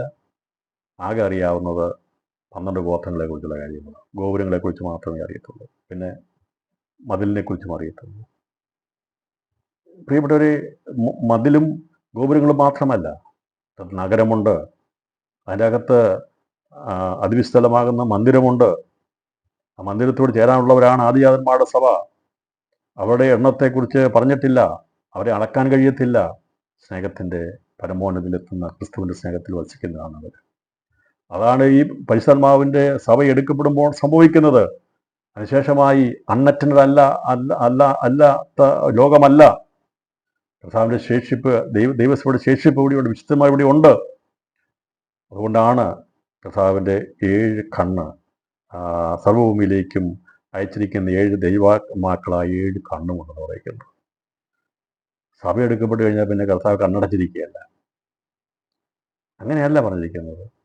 പക്ഷെ അവിടെ എടുക്കപ്പെട്ട് കഴിഞ്ഞാൽ കർത്താവിൻ്റെ 7 കണ്ണ് പൂർത്തീകരിക്കാൻ വേണ്ടി യാഗരിച്ചുകൊണ്ടിരിക്കുക. അത് യോശുവയുടെ പുസ്തകത്തിൽ, യോശുവയോടുള്ള ബന്ധത്തിൽ സെഖര്യാവിന്റെ പുസ്തകം 3-ാം അധ്യായം, ഞാൻ യോശുവയുടെ മുമ്പ് വെച്ചിരിക്കുന്ന കല്ലുണ്ടല്ലോ, ഒരേ കല്ലിന്മേൽ 7 കണ്ണുമുണ്ട്. അതിൽ ഈ കല്ല് അടിസ്ഥാന ശിലയാകുന്ന ക്രിസ്തുവിനെ വെളിപ്പെടുത്തുകയാണ്. പുതിയ യെരൂശലേമാകുന്ന യെരൂശലേമിൻ്റെ അടിസ്ഥാന കല്ല്, അടിസ്ഥാന ശില യേശു ക്രിസ്തുവാണ്. അപ്പോൾ ആ കല്ലിന്മേലുള്ള 7 കണ്ണ് എന്നിവിടെ പറഞ്ഞിരിക്കുന്നത് നഗരവും നഗരത്തിൻ്റെ മതിലും ഗോപുരങ്ങളും ബാക്കിയുള്ള കാര്യങ്ങളെല്ലാം പണിയപ്പെടുവാൻ വേണ്ടി ദൈവം അയച്ചിരിക്കുന്ന അടിസ്ഥാന കല്ലിന്മേലുള്ള ദൃഷ്ടിയാണ്, അവൻ്റെ നോട്ടത്തെ ആലോചനയാണ് ഇവിടെ കണ്ണുകളായി വെളിപ്പെടുത്തിയിരിക്കുന്നത്. അതുകൊണ്ട് സഭ എടുക്കപ്പെട്ട് കഴിഞ്ഞാൽ പിന്നെ എല്ലാവരും കൈയൊഴിയും. പിന്നെ ഇവിടെ ഒന്നും ദൈവത്തിന് പ്രവർത്തിക്കാനില്ല. പിന്നെ ഇസ്രായേലും എതിർക്രിസ്തുവായിട്ടുള്ള രീതിയിലൊക്കെ ചിന്തകളൊക്കെ പോകുന്നത്. അങ്ങനെയല്ല പ്രിയപ്പെട്ടവർ. ഭൂമിയിലേക്ക് കൂടാടി സഞ്ചരിക്കുന്ന ദൈവത്തിൻ്റെ കണ്ണ് അത് യോശുവയോടുള്ള ബന്ധത്തിൽ പറയും. യോശുവയുടെ മുമ്പ് വെച്ചിരിക്കുന്ന കല്ലുണ്ടുള്ളത് യേശുവിൻ്റെ ദേവാലയത്തിന് പണിയുള്ള ബന്ധത്തിൽ പറഞ്ഞിരിക്കുന്ന കാര്യമാണ്. അത് പുതിയ യേശുവിനുള്ള ബന്ധത്തിൽ പൂർത്തീകരിക്കപ്പെടാനുള്ളതാണെന്ന് നമുക്കത് ഇണ്ടപ്പെട്ടിയും വ്യാഖ്യാനിക്കും മനസ്സിലാക്കാൻ സാധിക്കും. പൗലോസ് ഞങ്ങൾക്ക് സ്വർഗത്തിലുണ്ടെന്ന് പൗലോസ് പ്രസ്താവിച്ചിരുന്ന കെട്ടിടത്തിന്റെ അടിസ്ഥാന കല്ലാണ് കർത്താവ് യേശു ക്രിസ്തു. പുതിയ ശരീരമാകുന്ന വിശുദ്ധ നഗരത്തിന്റെ പണി ഇതുവരെ പൂർത്തീകരിക്കപ്പെട്ടിട്ടില്ല. ജയാളികൾ സ്വർഗത്തിൽ എത്തിച്ചേരുന്നതോടെ അതിലെ മന്ദിരത്തിന്റെ പണി മാത്രമാണ് പൂർത്തീകരിക്കപ്പെടുന്നത്. ഒരാൾ വീട് പണിയാൻ തുടങ്ങിയിട്ട് ഒരൊറ്റ മുറി മാത്രം പണിത് ബാക്കി പണിയാതിരിക്കുകയാണ്. അല്ല, മുഴുവൻ പണി തീർക്കും. അടിസ്ഥാനമിട്ടവൻ, ഇത് എങ്ങനെ പണിയണമെന്ന് പദ്ധതിയിട്ടവൻ, ഏതെല്ലാം കല്ലുകൾ ഏതെല്ലാം ഭാഗത്തോട് ചേരണമെന്ന് പ്ലാൻ ചെയ്തിരിക്കുന്നവൻ അത് മുഴുവൻ പൂർത്തീകരിക്കും. പരിശുദ്ധാത്മാവ് സഭയുമായി ആദിജാതന്മാരുടെ സഭയുമായി എടുക്കപ്പെട്ടു കഴിഞ്ഞാൽ മന്ദിരത്തിന്റെ പണി മാത്രമേ പൂർത്തീകരിക്കപ്പെട്ടിട്ടുള്ളൂ. നഗരത്തോട് ചേരാനുള്ളവരും മതിലിനോടും ഗോപുരങ്ങളോടും ചേരാനുള്ളവരുടെ പണി പൂർത്തീകരിക്കപ്പെട്ടില്ല. അവരെ കൂടി പണിതെടുക്കാൻ വേണ്ടിയാണ് ഈ 7 കണ്ണ് ഭൂമിയെല്ലാടും ഊടാടി സഞ്ചരിച്ചുകൊണ്ടിരിക്കുന്നത്. തുടർന്ന് നമ്മൾ പഠിക്കുമ്പോൾ അതിൻ്റെ വ്യക്തത മനസ്സിലാകും. അതേക്കുറിച്ച് വ്യാഖ്യാനിക്കുമ്പോൾ മനസ്സിലാകും. രാത്രിയിൽ സമയം തീർന്നെങ്കിൽ ഞാൻ നിർത്താൻ പ്രിയപ്പെട്ടവർ. പക്ഷേ ഒരു ഭാഗം എടുത്തതിൻ്റെ എവിടെയെങ്കിലും ഒന്ന് എത്തിക്കാൻ വേണ്ടി ഞാൻ ആഗ്രഹിക്കുകയാണ്. അപ്പോൾ ദൈവനഗരത്തിൻ്റെ പണിയുടെ പൂർത്തീകരണത്തിനായി ഭൂമിയിലേക്ക് അയച്ചിരിക്കുന്ന ദൈവാത്മാക്കളായ 7 കണ്ണും കൽമേലുള്ള ക്രിസ്തുവിലുള്ളതാണ്. പുസ്തകത്തിൽ പ്രസ്താവിച്ചിരിക്കുന്ന വിഷയം തന്നെയാണ് സെക്രിയാവും പറഞ്ഞിരിക്കുന്നത്. അതുകൊണ്ട് അല്പകാര്യങ്ങളുടെ ദിവസത്തെ തുച്ഛീകരിക്കുന്നു. സർവ്വഭൂമിയിലും ഊടാടി ചെല്ലുന്ന യഹോവയുടെ ഈ 7 കണ്ണ് സെരുബാബേലിന്റെ കയ്യിലുള്ള തൂക്കുകട്ട കണ്ട് സന്തോഷിക്കുന്നു എന്ന് പറഞ്ഞാൽ, അന്ന് ആ ദൈവത്തിന്റെ ആലയം പണിക്ക് വേണ്ടി ആ കയ്യിലുള്ള തൂക്കുകട്ട കണ്ട് സന്തോഷിച്ചതുപോലെ ഈ 7 കണ്ണ് കയ്യിലുള്ള തൂക്കുകട്ട സന്തോഷിച്ചെന്ന് പറഞ്ഞാൽ ആ പണി പൂർത്തീകരിക്കപ്പെടാൻ വേണ്ടി ഈ കണ്ണുകൾ സന്തോഷിച്ചെന്ന്. അവിടെ ദൈവത്തിന്റെ ആലയം നശിപ്പിക്കപ്പെട്ടു പോയ ആലയം വീണ്ടും പണിതപ്പോൾ സെരുബാബേലിന്റെ കയ്യിൽ തൂക്കുകട്ട പിടിച്ചുകൊണ്ട് പഴയ നിയമത്തിന്റെ പ്രമാണത്തിന് വേണ്ടിയുള്ള ദൈവത്തിന്റെ ആലയം വീണ്ടും പണിയാൻ വേണ്ടി അവന്റെ കയ്യിൽ തൂക്കുകട്ട പിടിച്ചപ്പോൾ ഈ കണ്ട് സന്തോഷിച്ച് അവൻ്റെ ആലോചന പറഞ്ഞു കൊടുക്കുന്ന പറഞ്ഞിരിക്കുന്നത്. അല്പകാര്യങ്ങളുടെ ദിവസത്തെ തുച്ഛീകരിക്കും. പലർക്കും അല്പകാര്യം പോലെ തോന്നിക്കാണും. ഇവന്റെ കയ്യിലിരിക്കുന്ന തൂക്കുകട്ട കൊണ്ട് എന്ത് ചെയ്യാന്ന് വിചാരിച്ചു കാണും. പക്ഷേ സ്വർഗത്തിന്റെ പ്ലാനിന്റെ പിമ്പിലുണ്ടായിരുന്നു. സെരുബാബേലിന്റെ കയ്യിലിരിക്കുന്ന ഒരു തൂക്കുകട്ടയുണ്ടായിരുന്നു. അത് ആലങ്കാരിക ഭാഷ പറഞ്ഞിരിക്കുന്ന അവനെ ദൈവം തൂക്കുകട്ട ഉപയോഗിച്ച് അവനെ പണിയുന്നതിനെ കുറിച്ച് അവനതിനുള്ള അധികാരം അല്ലെങ്കിൽ അവനുള്ള ആലോചന കുറച്ചതിനെ കുറിച്ച് അവിടെ തൂക്കട്ട, അല്ലാതെ അവന് ഒരു തൂക്കട്ട പിടിച്ചു നിൽക്കുന്നല്ല പറയുക. അതിനെ ആലങ്കാരികമായിട്ടുണ്ടെങ്കിൽ അതിന് ഒരു ഉപമയോട് ബന്ധത്തിൽ, കെട്ടിടപ്പണിയോടുള്ള ബന്ധത്തിൽ പറഞ്ഞിരിക്കുകയാണ്. അല്പകാര്യങ്ങളുടെ ദിവസത്തെ തുച്ഛീകരിക്കുന്നു. സർവ്വഭൂമിയിലും ഊടാടി ചെല്ലുന്ന യഹോവയുടെ ഈ 7 കണ്ണ് സെരുബാബേലിന്റെ കയ്യിലുള്ള തൂക്കുകട്ട കണ്ട് സന്തോഷം. ഇതാണ് അവിടെ പഴയ നിയമത്തിൽ പറഞ്ഞിരിക്കുന്നെങ്കിൽ ഇതിന്റെ പൊരുളാണ് ഈ പറഞ്ഞിരിക്കുന്ന യേശു ക്രിസ്തുവിന്റെ 7 ആത്മാക്കളായിരിക്കുന്ന 7 കണ്ണ് ഭൂമിയിൽ ഊടാടി സഞ്ചരിക്കുന്നു, ഭൂമിയിലേക്ക് അയച്ചിരിക്കുന്നു. ഇവിടെ ഊടാടിയല്ല, അവിടെ കണ്ടെത്തി അവരെ അവരുടെ അടുത്തേക്ക് അയക്കുകയാണ് ചെയ്തിരിക്കുന്നത്. പഴയ നിയമത്തിൽ ഊടാടി സഞ്ചരിക്കുകയായിരുന്നു, പുതിയ നിയമത്തിൽ ദൃഷ്ടി വയ്ക്കുകയാണ്. ദൃഷ്ടി വെച്ച് ആലോചന അവിടെ തേടി നടക്കുകയായിരുന്നു, ആരെങ്കിലും ഉണ്ടോ എന്ന് നോക്കി നടക്കുകയായിരുന്നു. പക്ഷേ പുതിയ നിയമത്തിൽ അങ്ങനെ തേടി നടക്കുകയല്ല. അപ്പോൾ നമ്മളെയൊക്കെ തേടി നടക്കുക, നമ്മളെ തേടി വന്ന് നമ്മളെ ഒരു ഗ്രൂപ്പായി സഭയായി ദൈവം കൊണ്ടുവന്നിട്ട് നമ്മുടെ മേൽ ദൈവം ദൃഷ്ടി വെച്ച് ആലോചന പറഞ്ഞു തരികയാണ്. പഴയ നിയമത്തിൽ ഊടാടി സഞ്ചരിക്കുകയായിരുന്നു, പുതിയ നിയമത്തിൽ ദൃഷ്ടി വെച്ച് ആലോചന പറഞ്ഞു തരികയാണ്. നമ്മളെ ഇവിടുന്ന് മന്ദിരത്തിന്റെ ഭാഗം എടുക്കപ്പെട്ട് കഴിഞ്ഞാൽ കർത്താവ് തൻ്റെ 7 ആത്മാക്കളായ 7 കണ്ണ് ഇവിടെ ഭൂമിയിലേക്ക് അയച്ചിട്ട് പണി പൂർത്തീകരിക്കപ്പെടും എന്നുള്ളതാണ് എൻ്റെ പൊരുളായിട്ടുള്ളത്. യെരൂശലേം ദേവാലയത്തിൽ പണിക്കായി വ്യാപരിച്ച് അതിനെ പൂർത്തീകരിച്ചത് അതേ ആത്മാവ് പുതിയ യെരൂശലേം എന്ന വിശുദ്ധ നഗരത്തിലെ പണിയുടെ പൂർത്തീകരണത്തിനായി ഭൂമിയിൽ വ്യാപരിക്കും.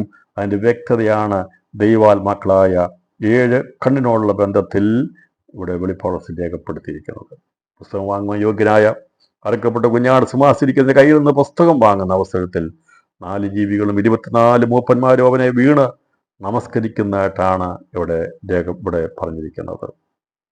ആരാധനയ്ക്ക് യോഗ്യനായിരിക്കുന്ന കുഞ്ഞാടാം ദൈവത്തെ സ്വർഗത്തിൽ ആരാധിക്കുന്നതായി വളരെ വ്യക്തമായി രേഖപ്പെടുത്തിയിരിക്കുക. കുഞ്ഞാടിനെ മഹത്വവും സ്തോത്രവും കൊടുക്കുവാൻ യോഗ്യൻ ആണോ എന്ന് പലരും ചോദിക്കുമ്പോൾ നമ്മുടെ കർത്താവ് അവന് യോഗ്യനാകുന്നു എന്ന് ദൈവവചനത്തെ വളരെ വ്യക്തമാക്കി നമുക്ക് കാണാൻ സാധിക്കുന്നുണ്ട്. അപ്പോൾ അവൻ ബഹുമാനത്തിനും യോഗ്യനും ആകുന്നു. അവൻ യോഗ്യനാകുന്നു എന്നുള്ളത് ഇവിടെ വളരെ വ്യക്തമാണ്. അപ്പോൾ ഈ യേശുക്രിസ്തു കുഞ്ഞാടാം ദൈവം ആരാധനയ്ക്ക് യോഗ്യനാകുന്നു എന്നുള്ളത് വളരെ വ്യക്തമാണ്. അപ്പോൾ സിംഹാസനിരിക്കുന്ന പിതാവാം ദൈവമാകുന്നു. അറുക്കപ്പെട്ട കുഞ്ഞാടായി സ്വർഗത്തിൽ പ്രത്യക്ഷപ്പെടുന്നത് പുത്രനാം ദൈവമാണ്. പരിശുദ്ധമാവാൻ ദൈവം പളുങ്കുകടലിനോട് സദൃശമായി അവിടെ നമുക്ക് വെളിപ്പെടുത്തുവാൻ സാധിക്കുന്നു. യോഗ്യനായിരിക്കുന്ന കുഞ്ഞാടാം ദൈവത്തെ സ്വർഗത്തിൽ ആരാധിക്കുന്നതായി വളരെ വ്യക്തമായി 5-ാം അധ്യായത്തിൽ രേഖപ്പെടുത്തിയിട്ടുണ്ട്. അതുകൊണ്ട് യേശുക്രിസ്തു സൃഷ്ടിയല്ല, അവൻ സൃഷ്ടിതാവാൻ ദൈവമാണ്. ആർക്കെങ്കിലും സംശയമുണ്ടെങ്കിൽ, യേശു ആരാധന യോഗ്യനാണോ എന്ന് സംശയമുണ്ടെങ്കിൽ ദയവായി വെളിപ്പാട് പുസ്തകം 5-ാം അധ്യായം വായിക്കണം. ഈ 5-ാം അധ്യായത്തിൽ വളരെ വ്യക്തമായി പിതാവാം ദൈവത്തെ ആരാധിക്കുന്നത് പോലെ തന്നെ പുത്രനാം കുഞ്ഞാടിനെയും അവിടെ ആരാധിക്കുന്നതായിട്ട് നമുക്ക് വളരെ വ്യക്തമായി കാണാൻ സാധിക്കുന്നു. അപ്പോൾ ആരാധനയുള്ള ബന്ധത്തിൽ ഇവിടെ വളരെ വ്യക്തത ഇവിടെ നമുക്ക് തന്നിട്ടുണ്ട്. അതുകൊണ്ട് യേശു ക്രിസ്തു ആരാധനയ്ക്ക് യോഗ്യനാണ്. ഇന്ന് രാത്രിയിൽ സമയം മുമ്പോട്ട് പോകാൻ ഞാനിവിടെ ഈ സന്ദേശം അവസാനിപ്പിക്കാൻ ആഗ്രഹിക്കുകയാണ്. അപ്പോൾ യേശു ക്രിസ്തു ആരാധനയ്ക്ക് യോഗ്യനാണോ? രാത്രി നമുക്ക് പറയാം, അവൻ ആരാധനയ്ക്ക് യോഗ്യൻ തന്നെയാണ്. അവനെ വാഴ്ത്തുവീൻ, അവനെ സ്തുതിപ്പീൻ, അവനെ ആരാധിക്കുവാൻ നമുക്കും ഈ ദിവസം ദൈവമായ കഥ ഭാഗ്യം തന്നല്ലോ. അവൻ ആരാധനയ്ക്ക് യോഗ്യൻ തന്നെയാണ് എന്നുള്ളതിന് യാതൊരു സംശയവുമില്ലാത്ത വിധത്തിൽ ഇവിടെ രേഖപ്പെടുത്തിയിട്ടുണ്ട്. അത് ഇവിടെ 11-ാമത്തെ വാക്യം ഞാൻ മുകളിലുള്ള വാക്യം വായിക്കേണ്ടതാണ്.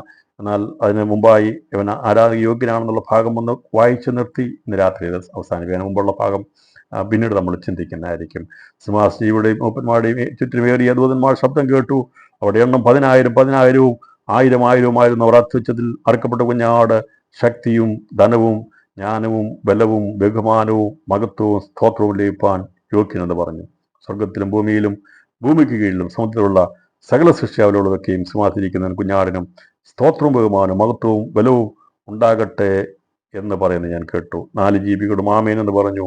മൂപ്പന്മാർ വീണ് നമസ്കരിച്ചു. ഇവിടെ സ്വർഗത്തിലും ഭൂമിയിലും ഭൂമിക്ക് കീഴിലും സമുദ്രത്തിലുള്ള സകല സൃഷ്ടികളും സ്വർഗാസ്വർഗം മുതൽ സമുദ്രം വരെയുള്ള ഒരു ആരാധനയാണ് വെളിപ്പാട് പുസ്തകം 5-ാം അധ്യായത്തിൽ പറഞ്ഞിരിക്കുന്നത്. എവിടെ മുതലാണ്? സമുദ്രം മുതൽ സ്വർഗം വരെയുള്ള ആരാധന. ഇപ്പൊ സ്വർഗാസ്വർഗത്തിൽ ആരാധനയുണ്ട്, പരദീസിൽ ആരാധനയുണ്ട്, ഭൂമിയിൽ ആരാധനയുണ്ട്, ഭൂമി കീഴിൽ സൃഷ്ടിയുടെ ആരാധനയുണ്ട്, സമുദ്രത്തിൽ സൃഷ്ടികൾ ദൈവത്തെ മഹത്വപ്പെടുത്തുന്നുണ്ട്.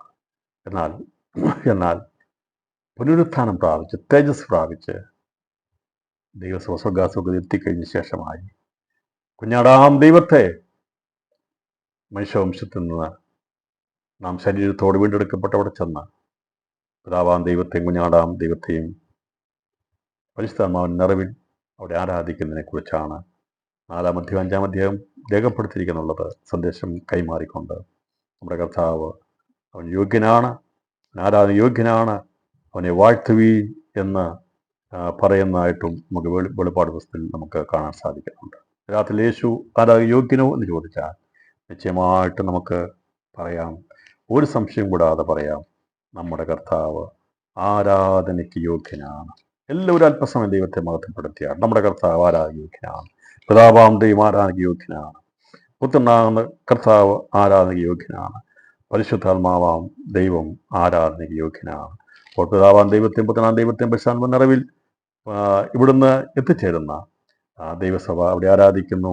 അതിൽ വീണകൾ പിടിച്ചുകൊണ്ട് പൊൻകലശം കൈ പിടിച്ച് ധൂവർക്കും പിടിച്ചുകൊണ്ട് നിൽക്കുന്ന 24 മൂപ്പന്മാരെ കുറിച്ചുള്ള കാര്യം ദൈവച്ചാൽ ബാക്കിയുള്ള ഭാഗം നമ്മൾ നാളെ ചിന്തിക്കും. അപ്പോൾ അവിടുത്തെ ആരാധന പ്രത്യേകത എന്താകും എന്നുള്ള, ഈ വീണകൾ എന്താണെന്നും അതുപോലെ തന്നെ ഈ ധൂപകലശവും പൊൻ ധൂപകലശവും പിടിച്ച് പ്രാർത്ഥനയെന്നും ധൂവർക്കും എടുത്തുകൊണ്ട് നിൽക്കുന്ന എന്താണെന്നുള്ളതിനെക്കുറിച്ച് ദൈവച്ചാൽ നാളെ നമുക്ക് കർത്താവ് വരാൻ താമസിച്ചാൽ ചിന്തിക്കാം.